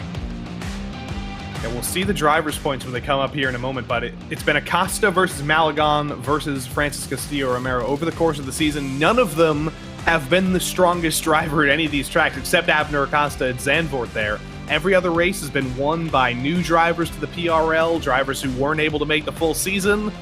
This has been a fairly crazy calendar of very, very different tracks, and it's led to a lot of diversity in winners, and that, very, very importantly, leads to an incredible evening of the points at the top of the table. And so let's take a look at those points where 4 split Acosta and Malagon, 18 split Acosta and Romero. It is 2 CRT purple machines, though, that potentially can work together against the Precision Racing esports car of Abner Acosta. Between the 3 at the top, just 2 pole positions. All of them have 4 top 5s to speak of. Again, as mentioned, only Acosta has a race victory. Behind them, a bit of separation between the likes of Martin Chris, Ryan Puctel, and Fernando Yaquez, but Andres Espinosa does have a close gap between him and the likes of Sean Dickinson in one of our SimCity Racing entries. Quoknin and Elliott White round out the rest of your top 10. Here's a look at the Team Championship as well, where it's been the story of 3 against 2. The 3 of Precision Racing Esports, Acosta, Ovando, and White have been able to work and accumulate points such that they hold the advantage heading into this final round. SimCity Racing with just the 2 drivers, though, as ever, Joey, fight their way in this Team Championship. Yeah, that's basically, like you said, it's basically over for the lead, but yeah, it's going to be very, very close for second there. After Precision Racing Esports has had a great run of the last couple of races, 2 wins, 2 1-2 finishes. They basically clinched that, but look down there at the bottom of the table. Probably the last time you'll ever see the Joey Tebbins fan club. I think that's going to be changed for next season. They might switch to a different commentator to give them some better luck, but I'd like to tell them very well done for putting it in the top 10. And guess how many teams competed in all 10 races this season? 10. Oh, nice. I believe they're well, actually, they did miss a race, so more credit to them. There actually was one other team that competed in 8 races like they did, so it's a bigger accomplishment than I thought. So is there, have they, well, I'm a bit scared, I will be honest. Have they given you any indication of which RaceSpot commentator they're about to make very, very worried by putting their face on the side of the fan club car? I mean, they haven't said anything. They haven't even said if they're actually going to change it. It might just stay as the Joey Tebbin fan club next season. I don't know. I'm endorsing that it doesn't, because it's been horrifically bad luck for them, and they need to change it up. But I don't know. There's a couple of commentators with the initials AK that might be at the top of the table. We've done that once before. We do not need to do it again. Let me promise you that. I tell you what, with qualifying underway and still waiting for everything to get finalized in this qualifying session, why don't we talk to the Joey Tebbin fan club? Because I feel like that probably seems appropriate.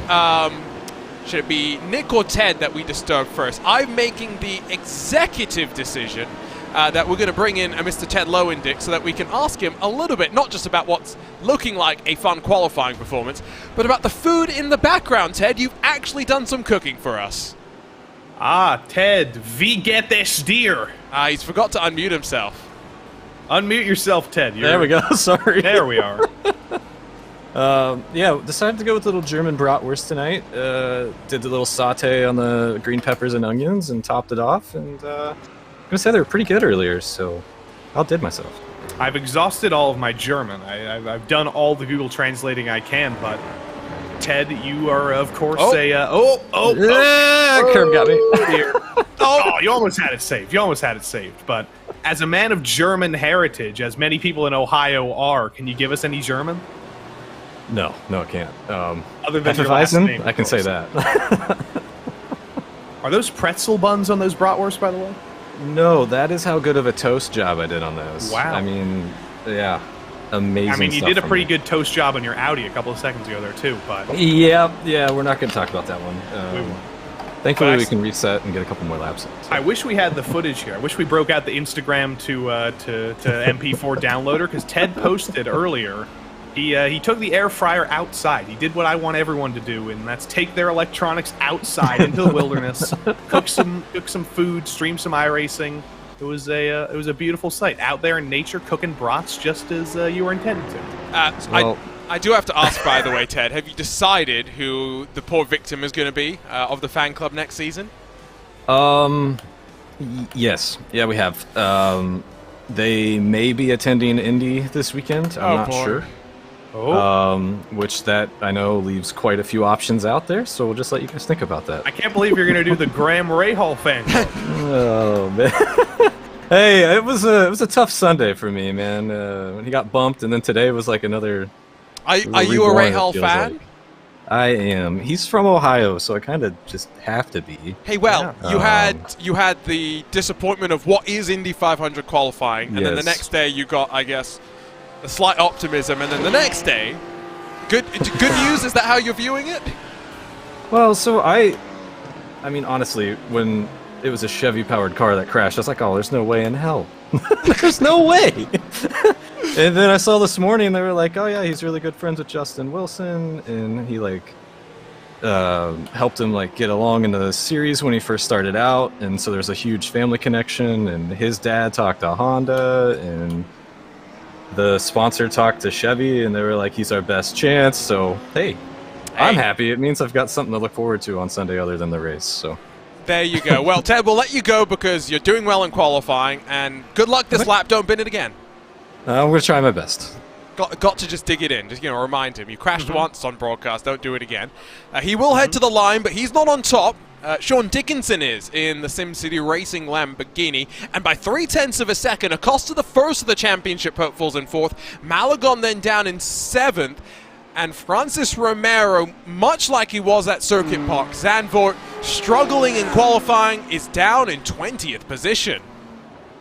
He has just fallen off a cliff in the last couple of races of the season, and that almost makes me wonder if there's been a change in his schedule and he hasn't been able to practice over the past couple of weeks, because he was on pace for the first 7-8 rounds of the season, fighting for podiums, fighting for top 5s, and these last 3 races now, he has just been off the pace, and that always makes me wonder if a driver is just running out of time in their real lives and doesn't quite have the time to get in the rhythm here in the sim.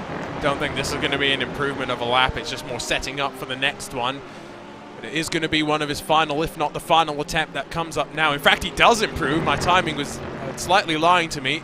It's a time improvement, not a position improvement. He's within 9 thousandths of the car in front.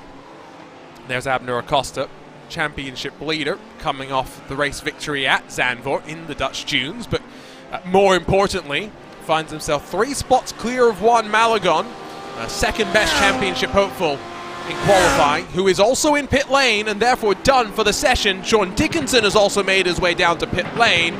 Watching on from the sidelines as a couple more cars look for improvements.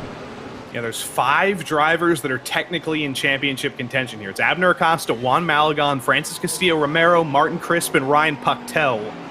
Ryan Pucktel basically needs Abner Acosta and Malagon to DNF in this race, hopefully together. I think he's going to be hoping that they run into each other somehow, and then if he wins the race, he can win the championship, but him and Martin Crisp are double digits of points out of contention, so they're essentially hoping that Acosta and Malagon take each other out. Then they can start thinking about the championship, but if that doesn't happen, it's going to be a straight fight between Abner and Malagon for track position. Is there going to be an improvement from Acosta? Not this time by. He will get a chance to improve. Martin Crisp is heading in through the opening sector of the lap in a delightfully colored SimCity Racing car. I'm just making sure that we call it out for those that do a good job. Who's heading to the line with a checkered flag now getting ready to drop? Brian Curran in that already, I think, slightly damaged 420, at least on that right-hand side. Finds 0.4 of a second for him, so he's going to jump his way up to 26th. I think I saw Caven Norris potentially cross the line as well. But next up in focus is going to be Boris Ovando. Let's see if from second he can improve. He can 1.5 tenths slower than his best lap, but second place still going to be a good starting position for him. Won 2 weeks ago, finished second last week. He's been on a very, very hot streak, just has had too many DNFs this season to really fight for the championship. Arnaud Genet has come very, very close to winning a race multiple times this season. He's trying to lean forward in his chair to get some more speed. He does get a little bit, 15 thousandths of a second, but that's not going to be any positions for him. He's going to stay behind Pucktel. I think I saw one of the fan club come across the line. Might have been Low and Dick, the Team Beef BMW. Michael Terrafino launches up into the 11th spot, and now Nani Tavares in the CRT Blue 911 Lamborghini. That is a very weird combination to have. But then we also have Artie Mercedes, who's not in a Mercedes, but instead in an Audi. Tavares steals 11th from Terrafino. And look who he didn't displace. Nick McLaughlin is qualified in the top 10 for, I believe, the first time this season, for the first time in quite a while. This is a place where he's pretty strong, though, so well done by him to get in the top 10. SimCity Racing not coming to the line just yet. Joey Haynes for Evolve, P14, well done by him. And I think that may have been the last actual lap time. Martin Crisp didn't finish. He thinks he actually had a little bit more lap time. Penny Dickinson in the chat actually says that that Crisp got a little bit blocked by Kwok Nin. He got Kwok blocked. You're getting blocked over your words right now, but yeah, one of those qualifying one of those qualifying sessions where very quickly it all draws to an end, and suddenly it's SimCity Racing sitting 1 and 3, crucial in the team championship, but in the drivers championship, the best of the championship leaders. Fighters, excuse me, at least has a teammate up at the front to deal with. Sean Dickinson pole in the 136.819 bracket for SimCity Racing. It is the second pole position of the season for that Lamborghini. Boris Avando alongside trying to grab another win, while Martin Crisp and Abner Acosta make it all SimCity Racing and Precision Racing Esports on the front two rows. Ryan Pucktel in the very orange Porsche starts inside of Arnaud Genet, who was able to work his way up to 6th. Juan Malagon back in 7th will try and close on Acosta. He'll have Lowe and Dick Williams and McLaughlin in close pursuit. Nani Tavares just misses out on a spot in the top 10. He's got Michael Terrafino alongside in 12th with Ryan O'Connor and then Joey Haynes 13th and 14th positions. It's Kevin Norris in the Unit Simsport 774 that lines up 15th. He's got Luis Grullon in the CRT Gold car alongside with Miguel Angel Fonseca. That's a car that you're not going to miss, the number 77. Philippe Magnon making up row number 9. Bookending the top 20, it's Caleb Lehman and then Francis Romero struggling once again in qualifying with Fernando Yaquez, Joshua Spears, David Mendoza switching over to the Porsche for today, and then Kwok Nin through your top 24.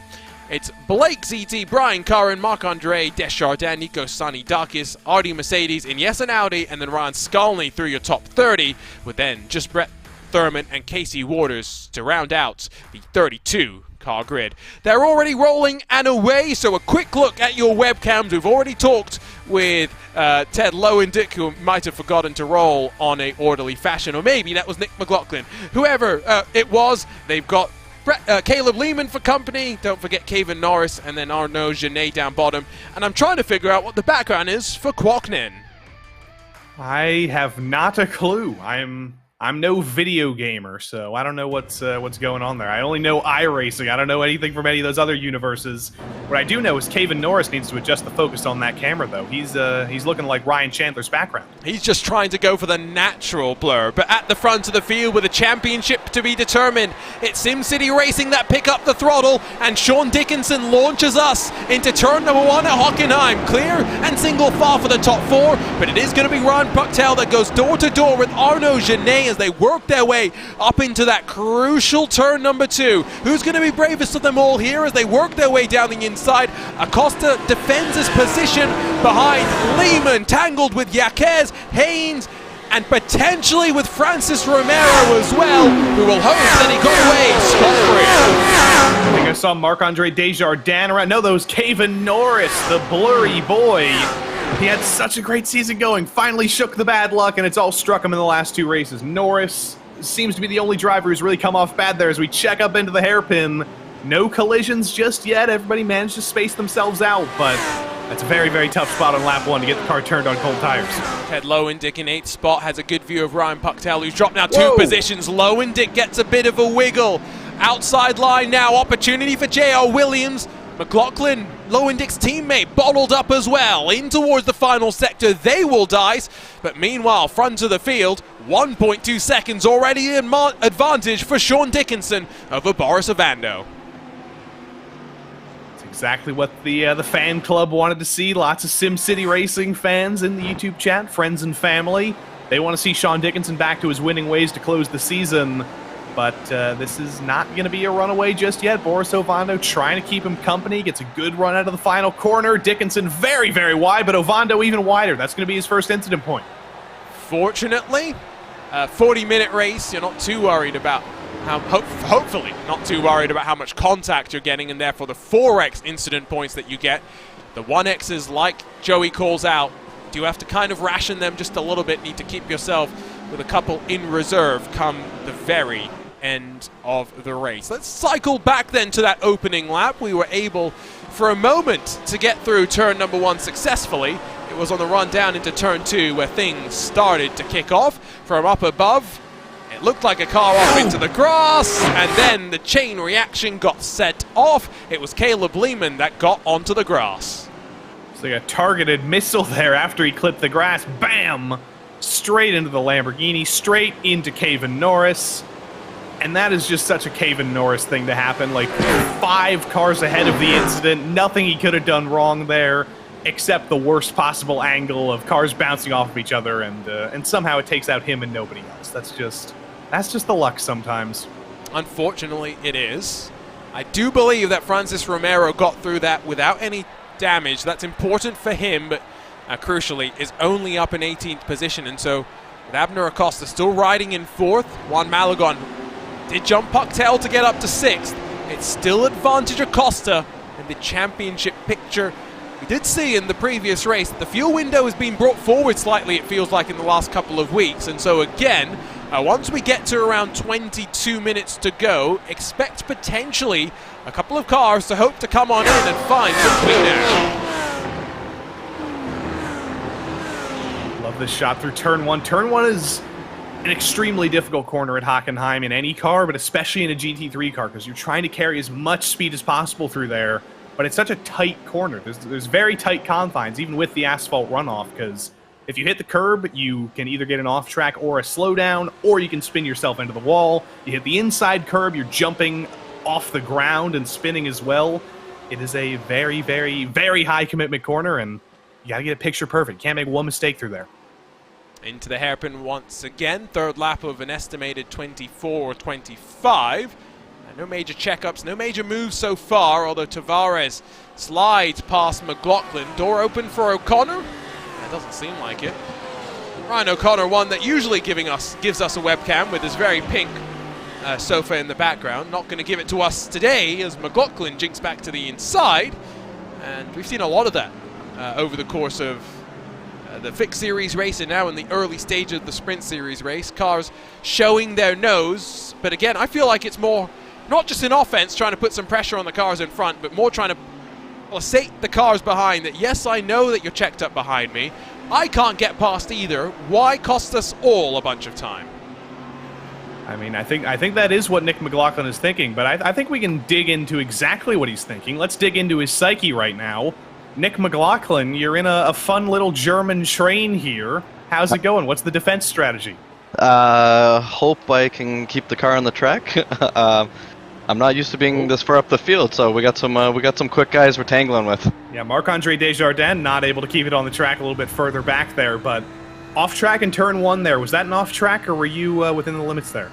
Nope, that was definitely an off track. Okay, that's what I thought. They're very, very difficult around here. You only get 13 of them around this track. How do you manage that? Just practice, man. You got to know your limits and stay within it. You know, like all the betting sites. Like all the betting sites, indeed. You changed. You were in a far more casual attire when you were practicing when we were in the Fixed Series broadcast, and you've changed. What happened?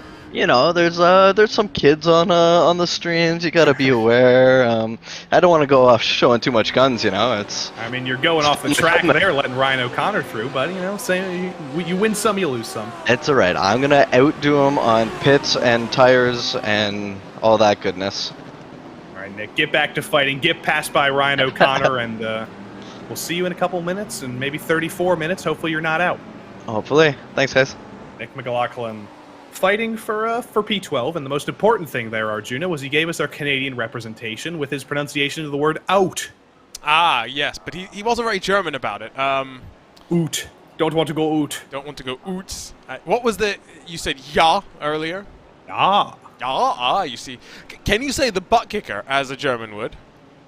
The butt kicker. Well, that's French. Yeah. I can't do accents.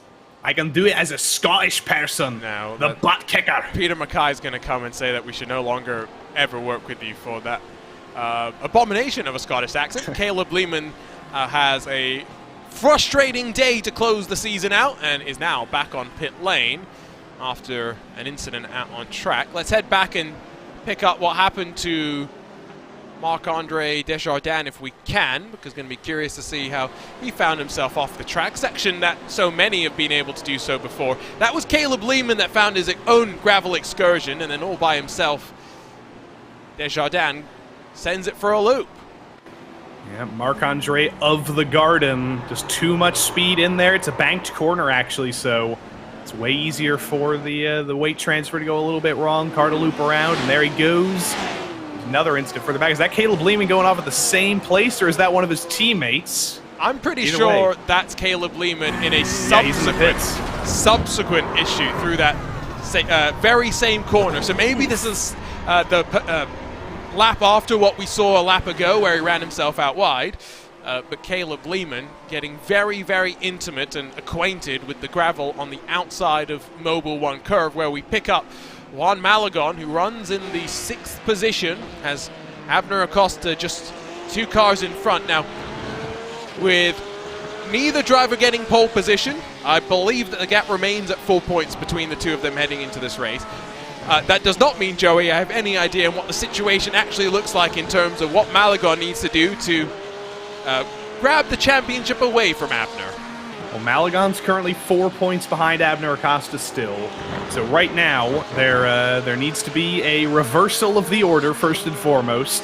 Malagon needs to get by Acosta. He's definitely hoping that Arnaud can get by him and maybe cause him a little bit of a mistake. But if Abner finishes where he is in 4th right now, doing the calculations in my head, Juan Malagon would need to finish 2nd and get a bonus point. Never trust the commentator's math. Yes. Want to make sure we're clear. You can only trust our math in 31 minutes times. I'm always very, very careful here because we don't want to call the wrong champion, but luckily it is have you done that before? I don't think we've actually done it. We almost did it. Me and Ewan O'Leary in the first season of this series, I believe, almost called the wrong champion, but it all ended up right eventually. Bit of a slip up there for Lowendick, who for a moment was behind McLaughlin, but the teammates now 11th and 12th positions will try and work together. Lionheart Retro Series, we had a tie on points at the end of the season, and I thought I knew what the countback was. It almost happened last season in the Truck Series as well, because Reese Bogue, who was going to be dominantly winning the championship, actually got into a little bit of an incident, but there's an incident here. Ryan O'Connor, slowdown? I think that was a slowdown, yeah, absolutely. Letting Ted Lowendick by. Nick McLaughlin's trying to get by as well, ends up in the gravel though. Oh, he's going to send it. He's going to send it into the hairpin here, into the carousel, and he gets it as well. Both of them get by Ryan O'Connor. Now, was that a slowdown or potentially a redress of position? Because he shed the time in a very weird sort of a way. I'm not saying it was definitely not a slowdown. I just think it looked a little bit weird compared to your traditional slowdowns. It's possible to pick them up at this track, although highly unusual is, I think... Should we ask the drivers? Should we ask if they know? That's not a bad idea. Who are we going to disturb? Which one do you want to? Ted, did Ryan O'Connor get a slowdown there, or was he just letting you back by? I think he was being nice because I was probably going to send it on him in the next corner. How nice. What a nice guy. Yeah, it was Ryan Puntel. If you, or was it? No, was it O'Connor? Ryan O'Connor. You insulted Ryan Puntel for no reason. He's done nothing wrong all season. And now your teammate's going to get deservedly repassed here by Ryan O'Connor. Nick McLaughlin into the hairpin. Ryan O'Connor on the inside. McLaughlin backs out of it and gets into the back of him as well. How about that for a fun Come on, Nick. We got him on the inside, outside. The switchback working a charm. But that Mercedes has go power. Oh my. Inside, Ryan O'Connor's still there. Big old fishtail for Nick. Yeah, just keep slowing him down there, Nick. Just keep doing that. It's great. Nick, do you need a change of underwear now? No, we're fine. I brought 2. You just shed one pair and you've got the other one ready to go. I see. Always start your races with 2 pairs. It's safer. That is what Audi Sport recommends in the manual for this car. Oh, I can't confirm it's a good idea. I've got to ask, how distracted do you guys get when we come and disturb you like this? Honestly, we're probably just as talkative when you're not pulling us up, so it's not really different. And Nick McLaughlin didn't spin through the carousel while you were talking to him. Luis Grullon did, and he didn't even have this distraction. So maybe it's a benefit. Yeah. I don't know if anyone who's ever raced in the Porsche All-Stars will agree with that statement, but have you guys seen what we do there, where we literally will put 3 guys fighting for the lead in the booth at the same time and just let them go at each other? Oh, I love it. Awesome. Would you guys be willing for that? Willing to do that? I would do it. We need Ryan O'Connor in here. I know, that's what I'm thinking. Let's pull Ryan in Just here. get on the Give us radio. a Zoom. Get on the radio, tell them that you should come and join the Discord. Yeah, Well, they muted the driver chat, so we can't even do that. No driver chat. Yeah, people abused it. That was probably for the best at the end of the day. We're going to stop disturbing you Terrafino for a with the little bit move. because, yes, Michael Terrafino has decided that it's not all fun and games for the time being, but I love the fact that they are willing to be distracted by us. Is this a track where maybe you don't get too distracted by a commentator in your ear? I mean, I feel like I'd get distracted everywhere, but like the great George Santos once said, I can't walk and chew gum. Oh, chew, walk, and gum at the same time. I can't do that. I have to do one thing, and yeah, it's not easy. But those guys, I mean, they come into this with a very light-hearted mindset. Obviously, they're still trying to win. They're trying to get good results, but they're having fun. I made sure to move them into the right voice channel as well, Joey, so they can continue talking to each other after what you did to them last week. Listen, I learned that last week. If you put somebody in the wrong Discord channel, it forces them to be muted. But they can keep talking to each other and evidently roasting the wrong drivers who did nothing wrong. And J.R. Williams is back in the session. Good for him. I thought he was about to get kicked out. Kwok-Nin, though, is not on track anymore, and I think, unfortunately, is probably... Kevin Norris may have had a huge scare there as Kwok-Nin, in his attempt to rejoin, cut things a little bit close. What is the background, though? I still have not figured this out. I don't even know where to begin. Why don't we pick up Kevin Norris then? Oh, he's in focus again. I don't think that was him. I think that must have just been when we were looking at his zoom. It was a little bit out of focus, but he's back. It might have been autofocus. He does not seem impressed by something right now. I think he's just confused by what's going on with Kwok. He was all over the road and he's trying to get by him here on the outside into the hairpin. Kwok's going a little bit defensive, moves over to the left. All power to him. Kevin trying to go around the outside. Good acceleration for the Porsche, even after getting a little bit of contact from Jaquez there, and raises his hand up into the sky, not happy. Just a bit of frustration at being unable to make the pass happen, and he's going to have to set it up now once again. Let's check out that slight... Oh, he just hit him. Yeah, that was bumper cars being played. This is what happened with Lowe and Dick earlier, as there was bumper cars with Ryan O'Connor. Yeah, so what a nice guy, letting him back by there. You know, even though he isn't on Zoom with us here today, even though we don't get to make any LCD sound system references because of that, Ryan O'Connor still making himself known as a valuable part of this series. I mean, so can still make the puns. I could, but I'm out of songs. Good, I'm glad. And all I want is more songs. That's not even a good one. Those are just words. I was going to say, how do we make sure that this band goes into retirement to make sure there's no more albums? Well, they did. That's the big thing with LCD Sound System. They Perfect. did in like 2012. They did a big show at Madison Square Garden that was like, this is our final show ever. We're never going to perform again. As you see Luis Grullon going for a little bit of a spin himself. Good recovery there. But then 5 years after that big, this is our last show, they came back in 2017 with another album. You know what we need to do is do a cover of the best song in the world. Everyone knows what it is. Never Gonna Give You Up. Maybe. Never Gonna Spin Again. Never Gonna Crash Again. You know, we can go somewhere with this. I mean, I think we could go better than that. I think that might not be the best song in the world. It would just be a tribute. Couldn't remember how I spun my car. It was the greatest spin in the world. No, that's the only lyric I know. You've heard the new Tenacious D song, right? Of course not.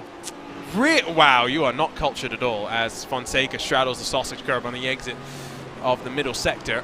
It's all about video games, and it's got a delightfully animated music video. 90 seconds, Joey. Get cultured. 90 seconds. I mean, I've been too busy listening to old Eurovision songs still. That's that's been occupying my last couple of weeks. I have been on a Dottie binge. A Dottie binge? I can't say the name properly, so I just butchered. Dottie Frere? Yes, exactly. What happened to Kwoknin, by the way? Was he bouncing his head to think about things, or was he just slip and sliding his way around the track? And he was saying, "I can't wait to know." And there he goes into the grass. I mean, this is half the field has done that at this point. This is not a very kind track to the tires. I think. What's the track temp looking like? Are we still at 92 right now? Is it still getting pretty hot, or are we even hotter? It's a new session, let's not forget. So it was it's 91, so 1 degree cooler, but it is mostly cloudy rather than partly cloudy. So it is a little bit cooler. It's going to get even more cool, I think, because of the clouds, but still 91 degree track temp, not the hottest in the world, not the coolest in the world. And there's not a lot of high-speed corners at Hockenheim, which means the tires will probably stay a little bit cooler than they would at a place with more high-speed corners. And either way, these have just been very, very loose race cars.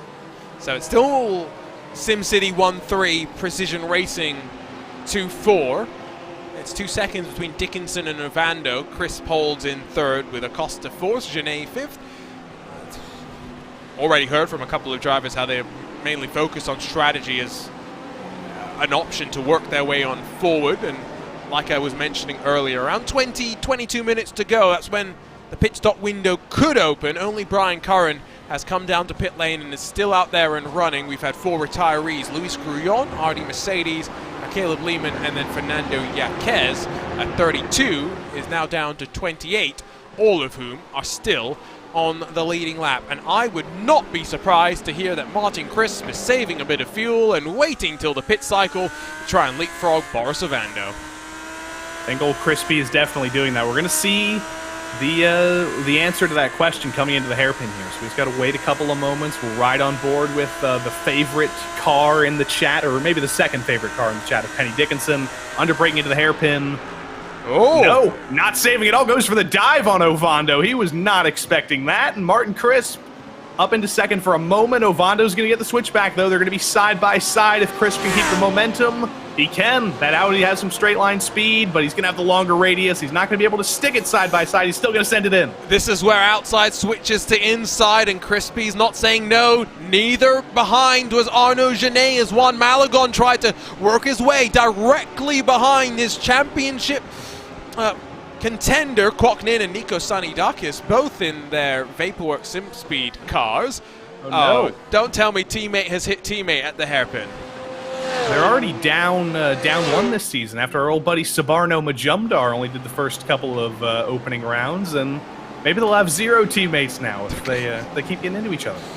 Rule number 1 of racing is don't hit your teammate, and so now as it's SimCity Racing 1 and 2, it's almost like they heard my words. Let's take a look at what happened up into the hairpin, as not sure which. Oh no! It was the 7 that got tagged, so it was Sanidakis that got hit as Kwoknin tried to get past one of the Porsches. And unfortunately, he did get quacked. Oh, I don't want that to be a verb. I don't want that to be a verb because he's a very, very clean driver. But unfortunately, just a little bit of an incident. Genet almost gets into Acosta. Malagon was very happy about that. He gets to the inside of Genet, and that puts him within touching distance of Abner. He's got a good run here as well. And that was almost a championship-defining moment right there. But Genet able to bring it up into a stop in time, and now Malagon searches which lane to defend into the hairpin. Genet still has a little bit of a look-see-loo, but as they work into that very tight apex, bit of bumper cars once again, Malagon gets a shove. Pucktail sweeps past Genet, and now Acosta fourth, and his main championship rival Malagon directly behind him. So in the championship, if Abner Acosta does lose this spot to Juan Malagon, doesn't lose the championship, just loses 1 point. But if Malagon finishes fourth here, Acosta needs to finish in P7 to win the championship. He can't afford to fall to the back of this train, or he can't afford to lose the rest of the train. If J.R. Williams comes up to the back of this train and passes Acosta, there is a very potential possibility that he could fall out of the top 7, but right now he's just going to be, I think, backing off a little bit. If Malagon gets aggressive, he's going to let him go through. If he goes for a huge dive, He knows he just needs to finish in P7 and he's got the championship. This is where, as well, for Malagon, it's an interesting contrast, right, between wanting to push as hard as he can to close to Acosta versus not wanting to leave himself compromised entering the pit stop window. He doesn't want to have to put more fuel into the car. He wants to try and minimize the time that he spends on the lane, and so very much trying to keep those two focuses at the forefront of his mind. Michael Terrafino signals that the pit stop window is truly open, though, with 18 or so minutes left to run. The Team Beef BMW finds its way into the box, and we'll see how long it takes for the leaders to work their way down to pit lane. And Terrafino's had a good little season here. We can't forget that he was a GT3 fixed champion 2 seasons in a row and then was forced to come up to this sprint series this season. And it's been a tough time, as obviously it is. Trial by fire. It's an extremely high skill level in this series, but he's had some top 10s, he's had some great results, he's also had some DNFs, and I think we'll see Michael Terrafino even stronger next season. He does come back to the series, which I imagine he will. Hopefully he will. We'll see how it plays on out. Sonny Darkis has another off-track moment, this time out of turn number 3. Does a good job to hold on to it, but drops to 27. Desjardins blows on past. Love the combination of nationalities that team breaks out in the last names. You got Quoc Ninh, which is Vietnamese, I believe. You got Nikos Sanidakis, which is a Greek name. We had Sabarno Majumdar, which is some form of an Indian name, and it's been a great season for them for the most part. Not so great when Sanidakis drives it off into the grass. Self-inflicted, I would say. Acosta has gotten by Ovando, and Malagon is in the pits. Interesting. I think Ovando made a big mistake there because I saw puff of smoke out of the final corner, and that does mean that championship becomes even more in play for Malagon, who, like you mentioned, makes the bold decision to try and come in a little bit early, and now we'll get to see how it plays out. Quick look very quickly, though, at how Boris Ovando just getting a big wiggle through the final corner, set him off wide. So easy to have that happen. And critically, oh, yep, there's the curb. Same curb that we saw one of the McLaren's clip in the fixed race earlier. But critically, with Ovando's recovery there, he didn't hold up his teammate Abner Acosta. If he did, if he got back on track and checked up Acosta, that's exactly what Malagon would have wanted to see. But no effect whatsoever on Acosta, Puctel, and Janae. Malagon's going to have to hope now that he can stay in clean track here for as long as possible, not catch Caven Norris, and hope that this undercut pays off here soon. So the 6 car in the bottom corner of your screen heads up in towards the... Oh, it's a little bit wide there into the hairpin initially, but able to correct it in the nick of time. Where are we going to see the likes of Martin Crisp, Abner Acosta fend for themselves in this sequence of pit stops? Because it is SimCity Racing now, 2.7 seconds separated from each other at the front, and then a further 2 seconds almost back to Abner Acosta. Not going to see, I was going to say, everyone dive in surely, and indeed Puctel seems like he's the one that's going to stay out and do a bit of an overcut. The rest of the field off towards pit lane. That's the strategy for Ryan Puctel, always seemingly. He's old one-lap Puctel. He's always going 1 lap extra. He's always finding that little bit of extra fuel. It's not as catchy of a nickname as we could give him, but it's definitely an accurate one. But here comes everybody. Ovando's in. Everyone's going up on the jacks, though. I was wondering if we were going to see a bit of a split there. Dickinson 12, 13.6 seconds stationary, off and away. Where's Martin Crisp going to feed out, though, as Juan Malagon heads off in towards turn number 1. Janae jumped Acosta. Already up to speed. Janae jumps Acosta, but Juan Malagon has jumped all of them. Ooh, this gets interesting now. Puctel and Williams still have to pit, so we can't tell you anything yet, because Puctel might slot in somewhere around here. But right now, with Malagon presumably in 3rd overall, that would give him a certain amount of points that I need to calculate right now. Let me check. 3rd place, I believe, would give him 50 points. Acosta, if he finishes 5th, would get 46 points, and Malagon would lose the championship on countback. But if J.R. Williams somehow manages to jump Acosta, then things get a little bit crazy, or if Puctel ends up in the middle of them, things get even crazier. Or what happens if Martin Crisp gets passed by Juan Malagon? That too. There are so many possibilities with 14 minutes to go. I did say that I didn't think this one was going to Gary down at the very end, didn't I? This was the one where because it's been more about consistency than anything, Joey, it's not been outright wins that have seen anyone leapfrog their way to the front of the championship. It was always going to be that sort of a race where we have to wait to see who left themselves in the best spot at the right time. On towards pit lane, though, we're going to see Pucktel, we're going to see Williams, and we're going to now get to find out where they feed on out. Here we go. Pucktel in the box, looking good. No tires for him, not going up on the jack, so it's just going to be a little bit of a shorter stop potentially. 12, 13 seconds, that is a little bit of a shorter stop. Crisp is going to get by. Malagon is not going to get by because there was a big mistake. Yes, he is going to get by, but will Acosta get by Pucktel? No, he won't. Malagon in third, Acosta in sixth. That is a 5-point difference. Right now, Malagon's in championship-winning position. Now on old tires, does Pucktel hold the pack up? Malagon's been dropped by Crisp, though he's only looking for third. Genet's been passed by Acosta. Surely things looking good for the Precision Racing Esports number 5 in the championship mix. Yes, that was the important pass right there. Getting by Genet, that was the 1 point Acosta needed. Suddenly he is back in championship-winning position. That is the only thing he needed. And all he has to do now is stay here and not lose anymore. Still 12.5 minutes to run, though. It is definitely not done and dusted. There is still a long, long way to go. Acosta closes up to Pucktel in towards the Mercedes-Benz Arena.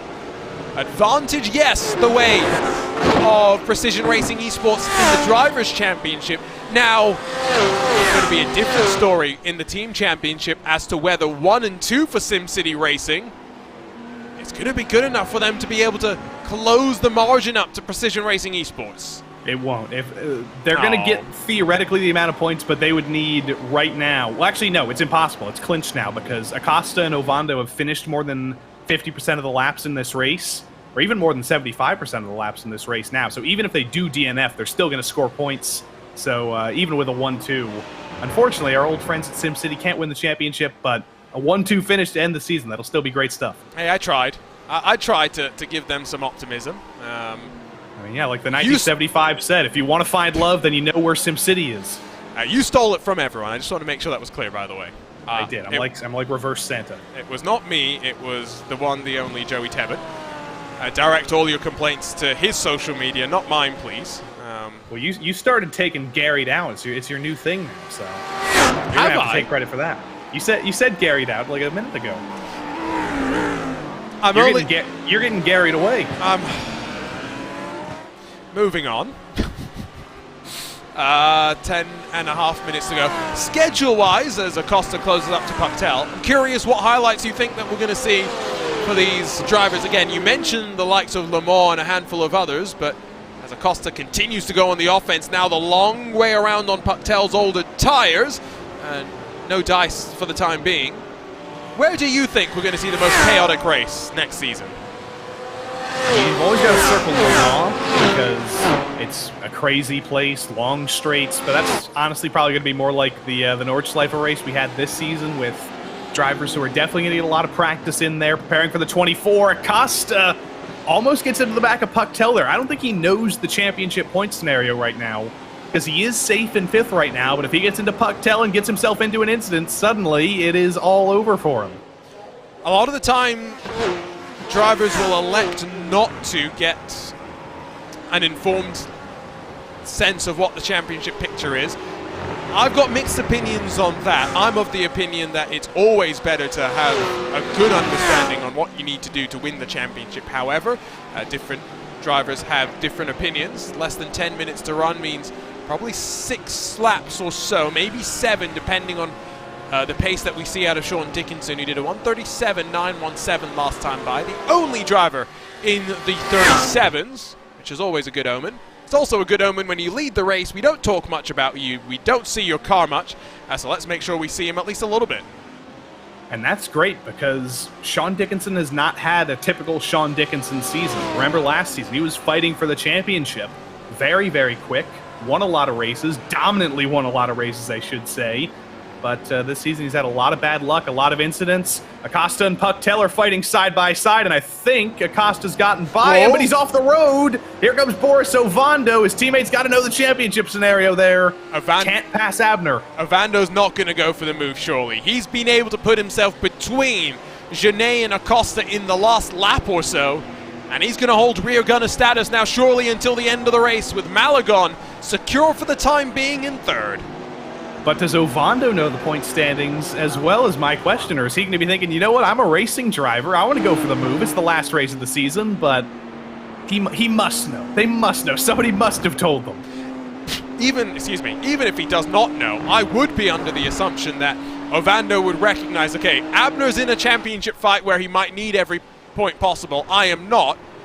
I'm not going to go for the move, but wait and see. Maybe they're on the radio together, communicating, letting each other know what they're going to do, what their intentions are. They're not the only ones fighting, by the way. Nick McLaughlin with Joey's face on the side, maybe for the very final time, as Miguel Angel Fonseca directly on his case. Here we go. Miguel took a peek to the inside there in turn 2. Didn't go for it, just trying to spook Nick a little bit, but it is impossible to spook that guy.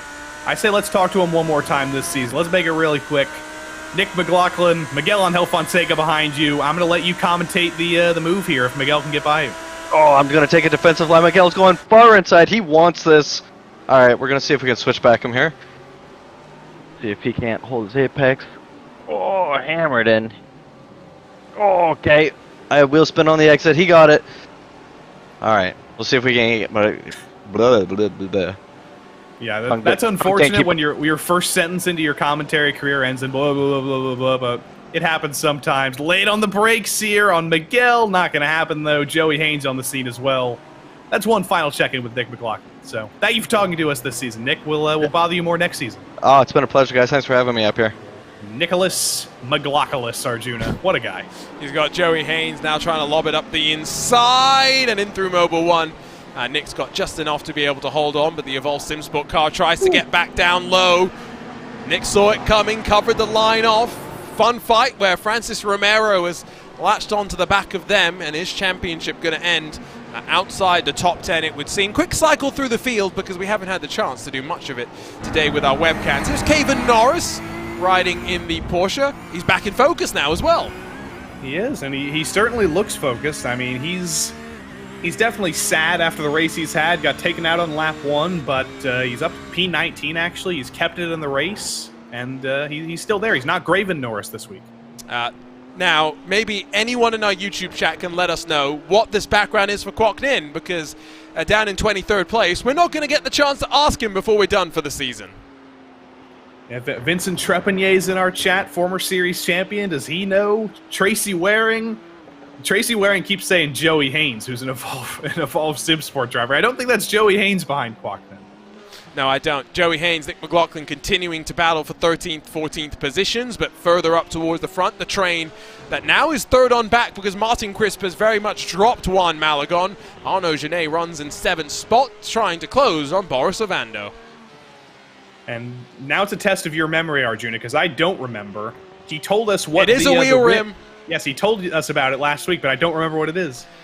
He said one of them was there is a smaller one, and then there's a bigger one. The bigger one is definitely from a Porsche. That much I remember. Better memory than me. Now I've got to try and remember that for the next season that we do, because, boy, by the time we get there, I will have likely already forgotten. There's Malagon at the front of shot in that purple car. 5 minutes to go. He crosses the line once again. You can see the margin that they've built back to low indic to J.R. Williams. And not the only ones fighting. Plenty of action to the very end. Here's another shape from Acosta, though, to the inside of Pucktel. This time in the bright orange Porsche, struggling with the rear grip. Doesn't have the ability to get the run off the corner, but now he's going to try and tuck into the draft and see if he can slingshot his way into the hairpin.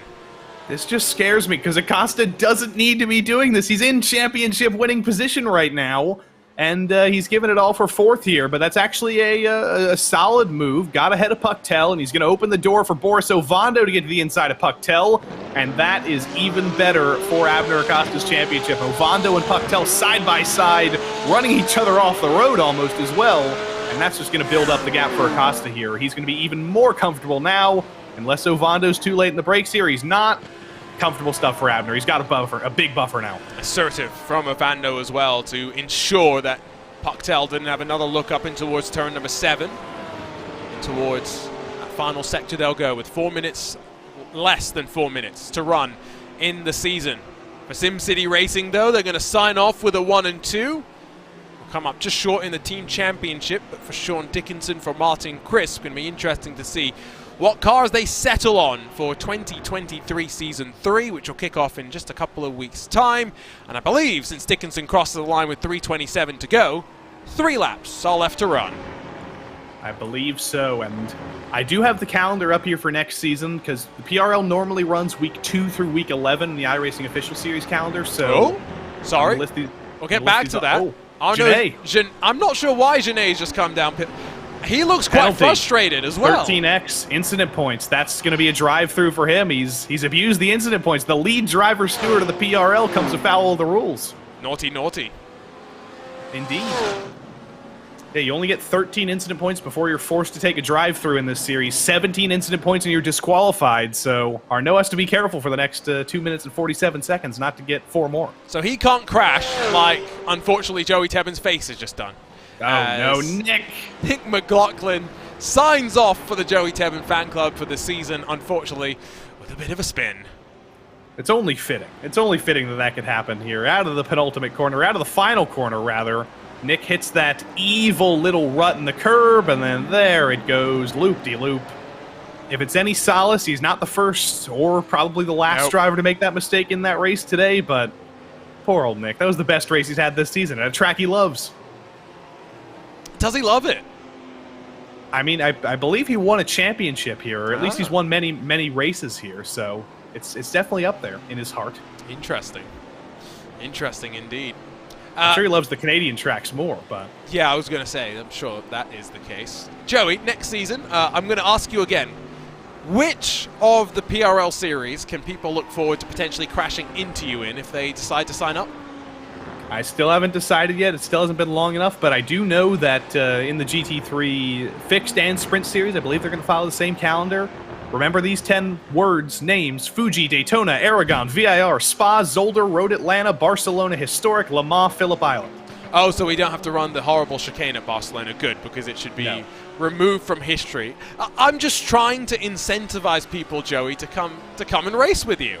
I mean, it's hard to incentivize people to come race when Zolder is on the calendar, but, you know, the GT3 series is always popular. I can guarantee you I won't be racing in this series because it's too high of a level, and it's just not my style of racing, but we'll see. I need to get some racing back in my life. Formula 3? Maybe. Maybe. But I've done that before. I don't know. I want to change it up, but I don't know. Maybe GR86s. Oh, so on Monday nights. That's where you want to go if you want to crash into Joey Tebbin. I kind of just want to say, where in the world is Kevin Sandiego from the track? Oh, interesting. Yeah, I see it. McLaughlin, by the way, heads to pit lane, so I think he may have hit the 30x incident limit of his own accord after that little bit of a spin through the final sector. Williams gets past Terrafino. They're fighting for 9th position, but meanwhile, get ready to see the white flag in hand for your race leader from the very start of this race. It's been a quiet season overall for Sean Dickinson with flashes of promise, and he'll sign off with another victory to add to the count. Yeah, I call that stealing the glory at the end of the season. Precision Racing Esports are going to win the Team's Championship and the Drivers' Championship with Abner Acosta if things stay as they are. But SimCity Racing is going to make sure that they have the highlights here, the headlines. As I say that Precision Racing Esports has things locked up in the Drivers' Championship, though, there was a mistake out of the final corner for Abner Acosta. Boris Ovando, of course, knows that he's not going to get aggressive here. He's not going to make the move, but Abner is still feeling the pressure here, and he really doesn't need to. No, I think he can relate. Look at the gap back to Pucktel, whose decision to not take tires. I'm curious as to whether he thinks it worked or not, because it didn't save him much time in pit lane. He's dropped a position from where he ended up qualifying. It's one of those decisions where you don't know if you're going to win or lose. Curious what the debrief's going to be like for him. Yeah, I don't know. I mean, when you take a strategy choice like that, it's always difficult because you can never puck tell what's going to happen. That was all right, I guess. It's not the worst pun that you've ever had. Do you know what your worst pun is, Joey? But surely you do. I don't, because I've been slacking. We've seen Sean Dickinson here for so many seasons, and I've not played with Sean as much as I should. But you can't really play with him. He's just he gets dominant at times, and this is another one of those Sean Dickinson performances that we haven't seen all season. So I can't even make any puns about him. He's too good. Like you said, stealing the headlines at the end. Losing the war, but maybe winning the battle. It's 2 wins this season for Sean Dickinson in that SimCity Racing Lamborghini. He crosses the line to close the books on 2023 Season 2 with a victory. SimCity Racing 1 and 2. But as Juan Malagon crosses the line to grab 3rd, doing all that he really could, Abner Acosta, the tie whisperer, wins the GT3 Sprint Championship after a crazy 10 rounds. 1 victory, maybe proving the difference. Acosta and Precision Racing Esports on top after 10 rounds. We've already got the celebration in the background. Those guys have to be careful. You can't celebrate too early, or else you'll reach the incident limit potentially, or get disqualified. We saw that happen last night in the GR86s. So hopefully they know they do have to wait until everybody crosses the line. I don't want to see Sean Dickinson get his win stolen here. That would be a shame. Still wait for a handful more cars to come across the line. Only 4 retirees. Caleb Lehman was able to head back out onto track and finish, albeit 8 laps down from your leader. It's been a fun season, Joey. I'm glad that I was able to get this broadcast out of the way. I'll be off to the airport in probably around 25 minutes time, maybe a little bit longer than that. Yeah, no, I had to make sure that I was here for at least one of the season finales this week, because it's been a fun season, I feel like, overall. Yes, we've had a couple of runaway championships, but across the board, I feel like we've been in for a really fun 10 weeks of racing action. I agree, and as everybody finishes the race here, we got a few more drivers across the line. I'm going to let our other in-car interviewee give us one more word. Ted Lowendick, one word to describe your best result of the season. Rotwurst. As it should be. There we go. At least Chef Lowendick showed up today as we grab a look at your race results. It's 3 seconds the margin for SimCity Racing 1 and 2. But for the 64, the 957, second in the championship. Clearly, Joey, you just need to go and add to the numbers in the GT3 Sprint Series for SimCity Racing. Juan Malagon just short in the championship fight. CRT Purple really showcasing their speed in their debut campaign in PRL competition. Abner Acosta, your champion across the line in 4th, protected by Boris Avando, his Precision Racing Esports teammate, as they lock up not just the Drivers' Championship, the Team Championship as well. Ryan Pucktel drops to 6th, with Lowendick, O'Connor, Terrafino, and Williams through the rest of the top 10.